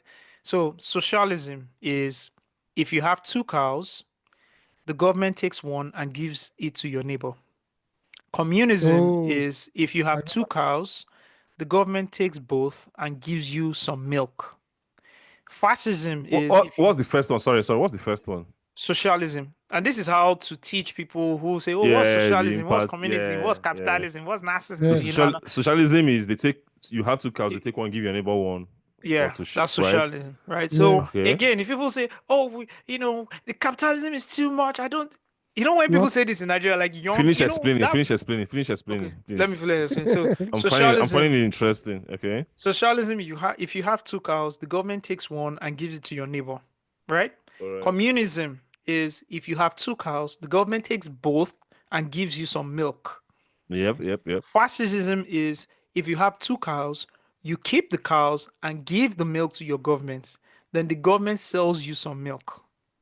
Mm. All right. So they say this is a fascist government. Blah, blah, blah, blah. Now, neo-dealism is if you have two cows, you shoot one and milk the other, and then you pour the milk down the drain. Narcissism is if you have two cows, the government shoots you and keeps the cow. Yeah. Now, capitalism is if you have two cows, you sell one and buy a bull. So capitalism for the win. Yeah, So yeah, yeah, the bull now yeah. breeds with the cow, right? I mean, you can then start breeding You bulls, can now whatever. breeding bulls, whatever The it whole is. concept is Yeah, how do you make more? the Please, freedom. can Yes, I there's a have a freedom with. request? I have a Yeah. request. This Yeah. thing you just said now, we need Nana to just cut this part and send it to Samson. Because every day Samson cries about capitalism. And I'm trying to tell him that, is it communism you want? Or do you want fascism? They don't Which know one? the people who complain about capitalism, young people, right? Not Bernie Sanders, young people that complain about. By the way, Bernie Sanders was at Coachella. I love that man. Did you see my Coachella? Yeah, it was, I saw him at Coachella. I saw him at Bro, at Coachella. this point, what does he want to do again? Shout Trump out to came back Bernie. now, so let him enjoy Feel himself. the bird. But it's just too late for him, sure. Yeah, I Feel like the him. bird. It's never too late, man. Never too late. It's never too Buhari could late. make It's never it. too late. Yeah, man. Yeah, Article's never still too late. running, guys. Never too late. Never too late. Because Never right too now, late. right now is a conversation I haven't had like recently. I think winning an election is just speaking to the common man. That's it. That's Yeah. it.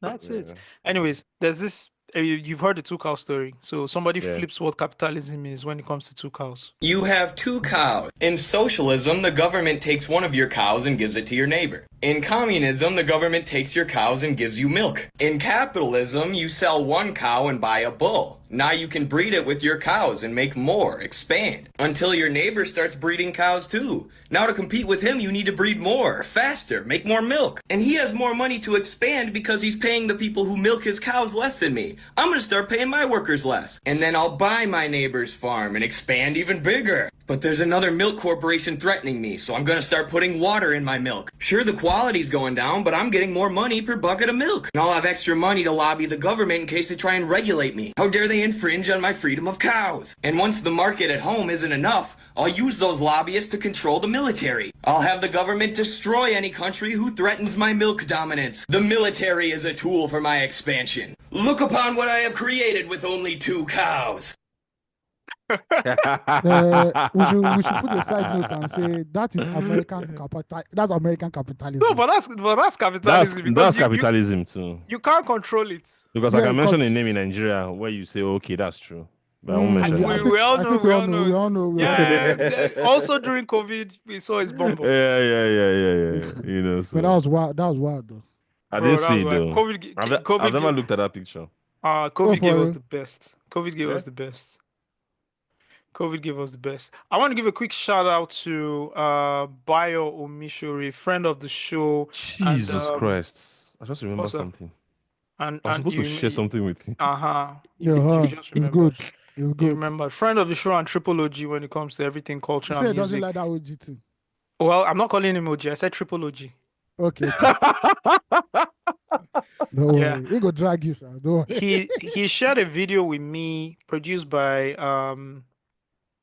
VPRO documentary. I think they're like the Doshwell of Netherlands or something, right? And interestingly, I couldn't watch the video here, so I had to switch on my VPN, which is just like very similar to what DW does. So apparently, you can't watch anything DW in Germany.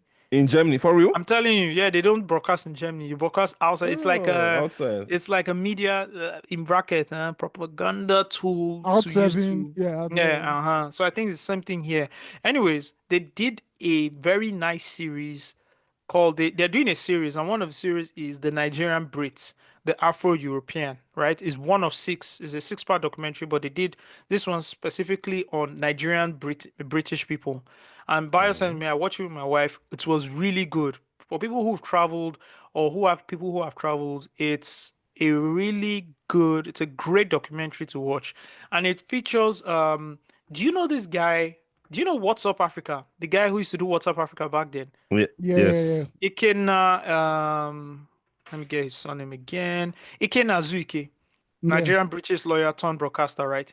The story, the documentary centers around him, Oh, right? okay. With his own relationship with his parents. So his dad was Nigerian. His dad is passed away. His dad is Nigerian. His mom was British, I believe, right? So, but he grew up in the Netherlands, apparently. But then he goes to the UK. I think he also spent some time in the UK. It was really good. It was a really good documentary, trying to find his roots a bit, trying to connect. You know, for someone like him, he left, I think they left Nigeria when he was maybe like 5 or 8. And so for him, connecting back home wasn't that he couldn't connect back home, but he couldn't connect to where he was as well. So, you know, a whole group of people like this who really can't connect back home because they Yeah. don't speak the language, they don't look like or something, whatever, right? And they also can't connect to where they are. And so it was Mhm. good, just looking at it, looking at my own kids as well, and saying, how do you stay rooted How do you to navigate it? How do you navigate this? how do you Not to go navigate it? village. How do you Not to go stay village every rooted? year now. It is beyond that, my brother. But I I will was just share. joking. Yeah. Yeah, I'll share. You will put this in the show notes as well. You guys should Please watch share it. with me. Let me watch. Yeah. Yeah, I Yeah, love it's to watch about that. 40 something minutes, but it was really good. Met another family, shared ideas, met a lot of Nigerian British people, went to a restaurant where this Southwestern woman has a restaurant, was selling jollof rice, amala, and all of that. He interviewed her. Interview was a bit awkward because she wasn't want, like typical rude Niger. Nigerian woman, not wanting to talk. It was nice. It was nice. You guys will enjoy Do you it. do you care about like local language for your children, like in terms of Nigerian languages? Yeah, why not, man? Because I'll tell you why. I can speak Yoruba fluently. I wrote it in Yeah. WAEC, I passed. But my mom is half Igbo, half Yoruba, right? And she never Mm-hmm. taught us Igbo. And for me, I'm like, damn, I wish I learned how to speak Igbo because growing up in Nigeria, that would have helped me unlock a few things. Yeah. And I can't unlock those things even till today because there's Mm-hmm. a language barrier there. So I understand the importance of language. You talked about it last week.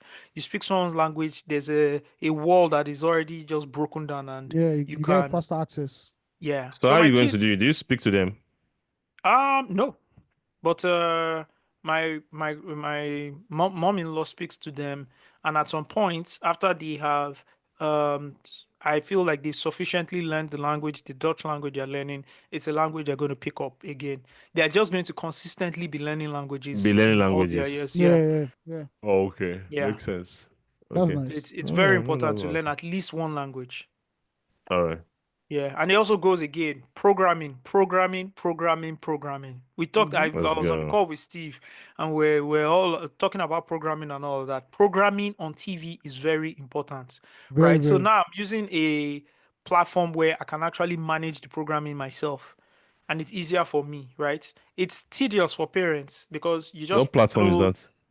you just throw the no YouTube, everything, like Okay, you okay, have okay, okay, okay. design it yourself, right? Mm-hmm. So it's easy to just throw the remote control and say, okay, watch Netflix Whatever, TV. whatever you want to watch. That's the Yeah. most dangerous thing. Though. And what Disney and what they start doing is they watch what's that Zendaya show? Something kids, like she's like part of the FBI or something, right? And they watch like 5 episodes straight of that. That's not healthy for them. They need a balance of everything. So they watch some Yeah, of that, they watch some sports, right? They watch some educative content, they watch some science content and all of that. And that's what programming, that's what's missing right now with man. this video on demand services. Programming is missing. Osage. Someone, yeah, let me just clear this out. Okay. Someone, oh man, yeah, great. Someone said something. Say, I miss the days when I had absolutely nothing to worry about, right? Then someone quoted it and said, during the days of Papa Ajasco, I need to know, Super Story, Who Wants to Be a Millionaire, Binta and Friends, Fuji House of Commission, Waiting Day, Everyday People, Face to Face, Dear Mother, So Wrong, So Right, Odd World, This Life, KKB Show, Martina Dance Hall, Tales by Moonlight, Clinic Matters.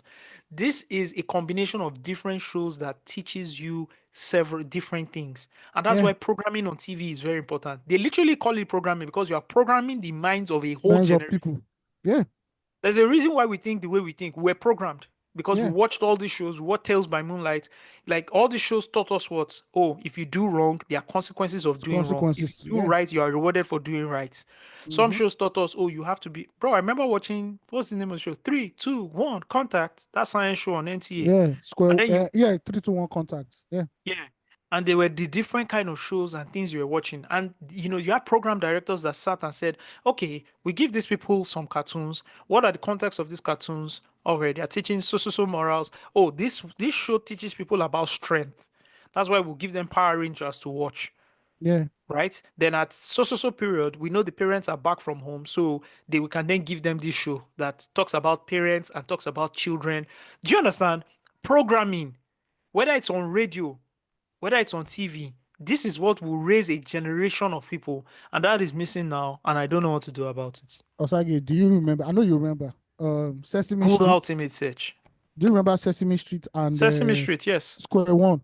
Square One. Ta, ta, ta, ta, ta. Yeah. That was Yeah. basically about math problems, but the way they do it is like in a Bro. very fun and calculative this thing. Sesame Street actually taught me like foundation of alphabets and numbers. Then you watch cartoons in between, but they actually had educational programs. We don't have that anymore. And the danger is that when you leave it to the internet is a wormhole. From watching one small cartoon, you've entered one random video next that even you as an adult you should not be watching. From Twitter to Facebook to any of the social media platforms, you are 3 videos away from watching porn. Yes, you are. You are 3 videos away from watching porn. Mm-hmm. It's very dangerous, and that's another thing entirely. Yeah. So I feel like we can be doing better. Should we get into fan mail, guys? Let's do it. All right, let's do it. Fan mail real quick. Shout out to Cyril. Cyril wrote a very exhaustive email. But we're not going to read it, Cyril, because I read the email and it felt like you were just, you wanted to pour your out and just vent about a lot of things. But it's not coherent enough for us to read it to like the, our listeners, to be very honest. But I read it personally. I can forward it to the Giants here to read as well. Shout out to you. We want fan mails. We don't want to control stuff, right? But we also don't want to be stuck in the loop of, because we have to read fan mails, then we start reading everything we receive. It has to be curated. So we're trying to curate it in a way where there's some sort of like direction, and it's not just like you soliloquizing about how you feel. So I just want to give you a shout out because you did take your time to write the email, even though we're not going to read it. Shout out to you. Also, shout out to What was the email Steve's about? I have no idea. That's the point. Okay. So you didn't read it? No, I'm not. It was too long. I did, but it's just everywhere. Okay. I understand. That's my point. Yeah. All right. I also want to give a shout out to Steve's friend, Uwa Aihe. He proposed to his girlfriend. My God. and Steve was trolling him, and it was like, "Hey man, you guys gotta give me a shout out on the board." So I want to give him a shout out as well because he tagged me in the post. Shout out to you and your lovely madam. And I wish you all the best, man. You saying that you remain? You say me can tell you saying that you remain. I hear you, Naso. So The guy is so serious. I didn't believe that he actually proposed. Like that was actually real. Yeah, man. When you find the right one, man, things change. Yeah. You find the right one and things change. I also want to give a shout out to Ife. Ife sent me a DM because she doesn't know what the fan mail is. The fan mail is fanmail@loosetalkgiants.com. Fanmail@loosetalkgiants.com is in the show notes as well. You guys can check it out. She also sent some money to Ohis, the gentleman in the north who's a teacher who was trying to get. She also sent some money to him. She sent me the payment advice and everything. Ohis, if you are listening to this and you think you didn't receive the money, hit me up. I can send. Well, as a matter of fact, I'm going to send you the payment slips so you can confirm you received the money or not. Anyway, speaking about Ohis, he did send an email. It's called 12 Baskets of Thanks. That was his the subject of his email. And it says, "Hi, Lustock Giants. I have typed and deleted so many times because I am looking for the best way to relay my thanks to this family. I've been feeling guilty because this is coming late at this point. I really didn't know the most stressful part of being a teacher is the exam part. I always believed it was only stressful for the students who have to read and write the exams. Well, I know better now. It's been a busy and stressful few weeks, yet interesting. Before I update the family on what I've been up to, I must do this. This is me saying a heartfelt thanks to everyone who came through for me within the past few weeks. I lack the words to express my true feelings, but this young man, whom many of you did not know but chose to help, is forever grateful, and I know that everyone who helped me in whatever way will receive in many folds too. Amen. And to the Loose Talk host, I wish I can give every one of you a hug and say thank you. Thank you so much. I received the money from all the Loose Talk Giants that covers my budget for a house and a little sum over it. I haven't gotten a place yet, but I'm house hunting to find the most suitable place. School vacated this week, and I want to intensely dedicate my time to follow up with the agents I've been speaking with. Meanwhile, I went back to my aunt's place in the meantime during the holidays so I can save a good part of this month's salary that I have spent on food that I would have spent on food and other things, and I plan to use that to cover the agent fees, which I didn't even know takes so much until this period. And also buy a couple of things for the house to start with my next project. This would be to save up for a foam. I guess it means mattress. And I feel so positive about everything because y'all gave me a boost I needed.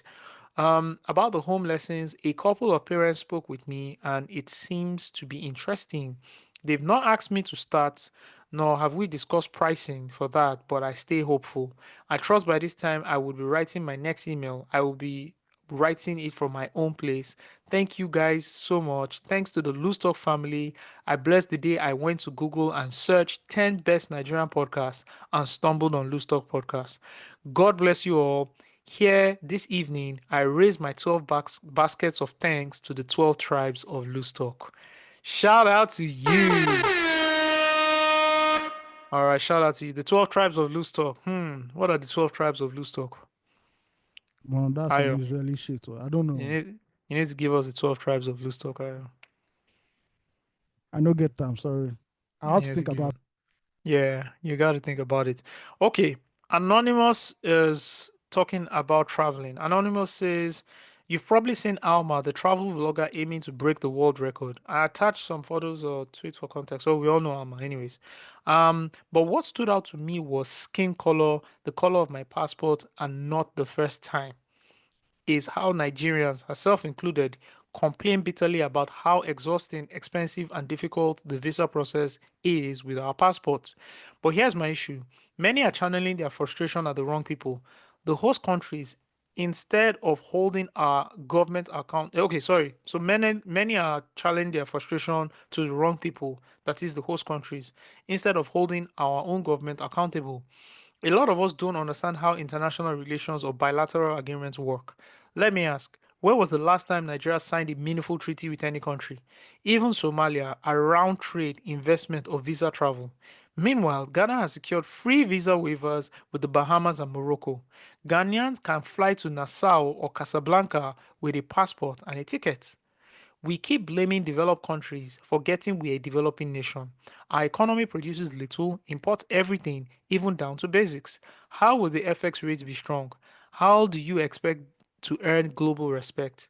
Take Wike's recent trip to Milan with his entourage. What came out of the meeting? That's another conversation. Now to my friends, Steve, Ayo, and Osags. What would attract you to Nigeria? I bet something would attract you to China, though. There's a message in that. I believe many Nigerians simply do not understand how the world works. Take the UAE, one of the strongest passports globally. You hardly see Emirates abroad. You stand in their era, and you will count dozens of Nigerians, many of whom are undocumented. Here's the truth. If Nigeria worked, most of us wouldn't feel the need to migrate. The UK is hiking visa fees again this April, and people are angry at the UK. But what has our own government done to make bilateral travel smoother? Fun fact, Zimbabweans can convert their driving license in the UK without a test because of their long-standing relationship with the UK. Well, you can't even, I plead, even if they are perfect relations between the UK and Nigeria, please do not convert any Nigerian's driver's license. Please. In the UK, let them go for the driving test again because they are not doing any damn freaking driving test here in Nigeria. Anyways, he says, did you know every American diplomat must serve at least 1 year as a visa officer, issuing visas to foreign nationals? They interview up to 20 applicants in 60 minutes. That's why you hear complaints like, the officer wasn't friendly or he rushed me. It's a system, not personal. Also, you're not qualified in the eyes of a consular officer until you prove it through your answers. That's the standard. Back to the UK angle. VFS has built a massive operations hub in Nigeria. People are angry. But let's be honest, if a whole nation isn't trying to jackpot, why would VFS expand their base here? It's basic supply and demand. Now let's talk flight tickets. Most Nigerians don't understand airline economics. We complain about high fares, but Nigeria has limited routes and poor competition. Of course, flights are expensive. It's a private industry. They are free to charge what they want. We were sold the dream of a national airline and said nothing. And we still ask why KLM or British Airways won't lower their fees. Demand is high and consistent. Ever taken an international flight from Lagos that wasn't full? Again, supply plus demand plus competition. London to New York has 30 to 36 direct flights daily. London to Lagos, just 3. Abuja, 1. Even with airpeace doing their best, they can't still match the scale. So, Nigerians, the world isn't against you, your country is. In summary, read, research, seek knowledge. Too many popular voices in Nigeria have platforms. Oh, too many popular voices in Nigeria have platforms, but no understanding of how the world works. As Osags will say, put in your 10,000 hours. Overall credit to Alma, women breaking barriers. Thank you very much, Anonymous, for that email on traveling. Let us go to our favorite emailer, Doc Nato, friend of the show as well. Doc says, culture is transmitted in stories.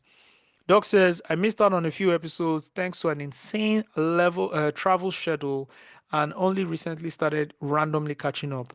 Currently typing this from a CDD lounge. In one episode, don't recall which, you guys spoke about your fathers and your memories with them. I made a mental note to send an email about this, and then this latest episode dropped where you spoke about the dearth of memoirs and autobiographies. My brothers and I recently paid a biographer to interview my dad and help him write one. I count it as one of the most significant things I've done. My favorite book genre is the memoir autobiography. Earlier in the year, I finished Troubled by Rob Henderson about his journey going from poverty and squalor to Ivy League Yale University. This book left me teary-eyed. Currently reading another memoir, Find Me Unafraid, by a Kenyan child of the slum who founded a large non-profit. He went from being homeless in Kibera to running an organization with an NYC HQ. I find these stories of people who overcame massive odds to succeed inspiring.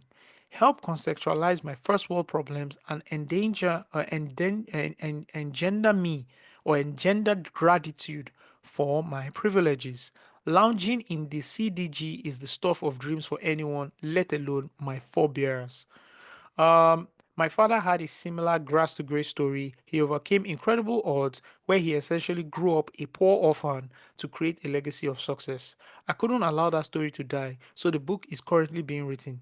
As part of it, we went round, took videos of his oldest friends to share his experience of him and assessment of his legacy.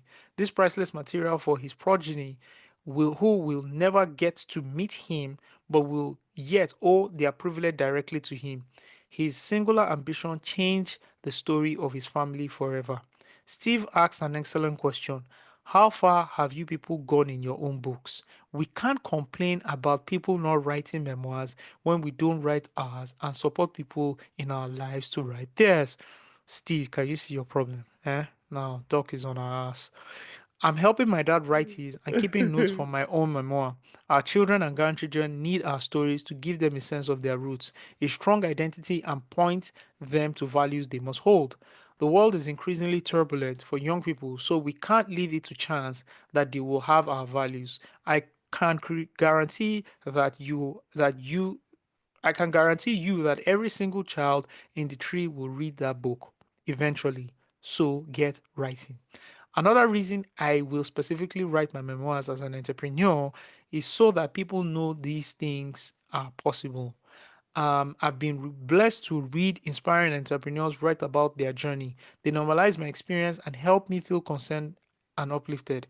I realized this was important when a friend of mine read Shoe Dog, the Nike founder's memoir, and was disappointed by it. In our words, he didn't tell any fascinating stories of the superstars he hobnobbed with. I realized that the Nike founder wrote for founders like me. It was one of my favorite books. He was telling my story too. Our stories will always find the people that they represent, and it will prove invaluable to them. The medium of transmission of human culture is done in large parts via stories. If we don't write ours, others will write it for us, and we will not like the results. Keep the stories coming via your podcast. Doc Neto. P.S. Here are some Nigeria African focused memoirs related to entrepreneurship. Risk and Reward by Yemi Benwon, founder of Cardinal Stone. Leaving the tarmac by Igboje Ike Mokwede, Access Bank chairman, failing to win.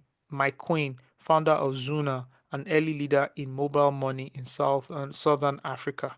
Vantage Point, Olumide Shoyombo, CEO of Blue Yeah. Chip, an early investor in Piggyvest. Oh man, please can you help me share the recommendations? All right, I will dump it for you in the Like to be very honest, it was also one of my. It should also like be like something like in the pipeline though. Like my mentors, like Michael Onyefa and his late friend, they have like corporate biographers where they've authored like different biographies like of like different great Nigerians, right? And it's something that I had in mind, like I always have in mind that it's something I want to do to help people document their stories, and yeah, it's really important. Thank you, Yeah. Doc. And talking about this thing, he just like this reminds me. Wouldn't you have loved to read your grandfather's story or like your forefather's story? The Parmalam. their perspectives. I'll Did you pay get? top dollar for it. I swear, I think about my granddad a lot. He So it was means such a we have to do boss. ours because our grandchildren will Yes, also because our ask. grandchildren want to read it. You get like I think about my granddad a lot, especially the stories I've heard. Sorry, can't relate. My grandfather's Oh one is wow! actually online, so yeah. Let's go! Let's go! Round of applause to your grandfather. Oh, plus your granddad. I always wish I had the opportunity to read my grandfather's book, his thoughts, Just his understand how biography. stuff was How back then. stuff Yeah, worked, I need to do yeah. mine. Okay. I will start. Exactly. I actually even started. I was using this Yeah? journal app. What's it called again? Journal, right? Is it called? Hold on, my brother. Noisy. It's called. Imagine, I think I vexed and deleted the app one day. I also said I can't relate. That's the flex. That's a flex. But yeah, very important. Very important. Super important. All right, man. We've come to the end of this. Long ass episode. Yeah, as usual. We've come to the end, and yeah, we're at the end. We're at the end. Which songs will I play to end this podcast? Which song will I play? I think I Tell have your the papa. record. Funny enough, that's not even the one I'm going to play. But Did the they one I'm ban going it to on- play, Did they ban it on podcast too? I don't want anybody's problem, please. But I'm actually going to play a song that has "Tell Your Papa" there. Oh. Which is I can't find it. Oh, should be able to find this record. You love this record, guys. It's gonna take you back. Oh, okay, I know the song you're talking about. Which song? Is it? Life go better for you. Is that a record? Steve. Steve. The guy says Steve. I'm impressed. I'm impressed. That's a I can't jam though. It's a jam. I can't just find the damn freaking record. Can you imagine? It's not anywhere. I hate when old records are not anywhere. It's so painful. Did you So guys painful. listen to a radio drama called Turn by Turn? Yes, now. Oh, okay. So it's a national thing. Okay. Yes, So now. I was just discussing it with someone yesterday. So Turn by so I Turn. was Turn by Turn. Yeah. Did you guys hear Straight from the Heart? Radio drama every Saturday morning. Straight from the Yeah. on Reaper. Yeah, I don't think those things exist anymore, even in digital format or something like. Sure, Funny like enough, I was talking to your someone. programming. They wanted to give me the files. The But I'll files. call, Oh, yeah, okay. it was a long time ago. If I can get it, I'll put it on podcast for them. Yeah, talking about talking about programming, things that like program a generation and influence them. These are like some of the things that we grew up with. Yeah. Yeah, absolutely. Yeah. Absolutely. Let's go.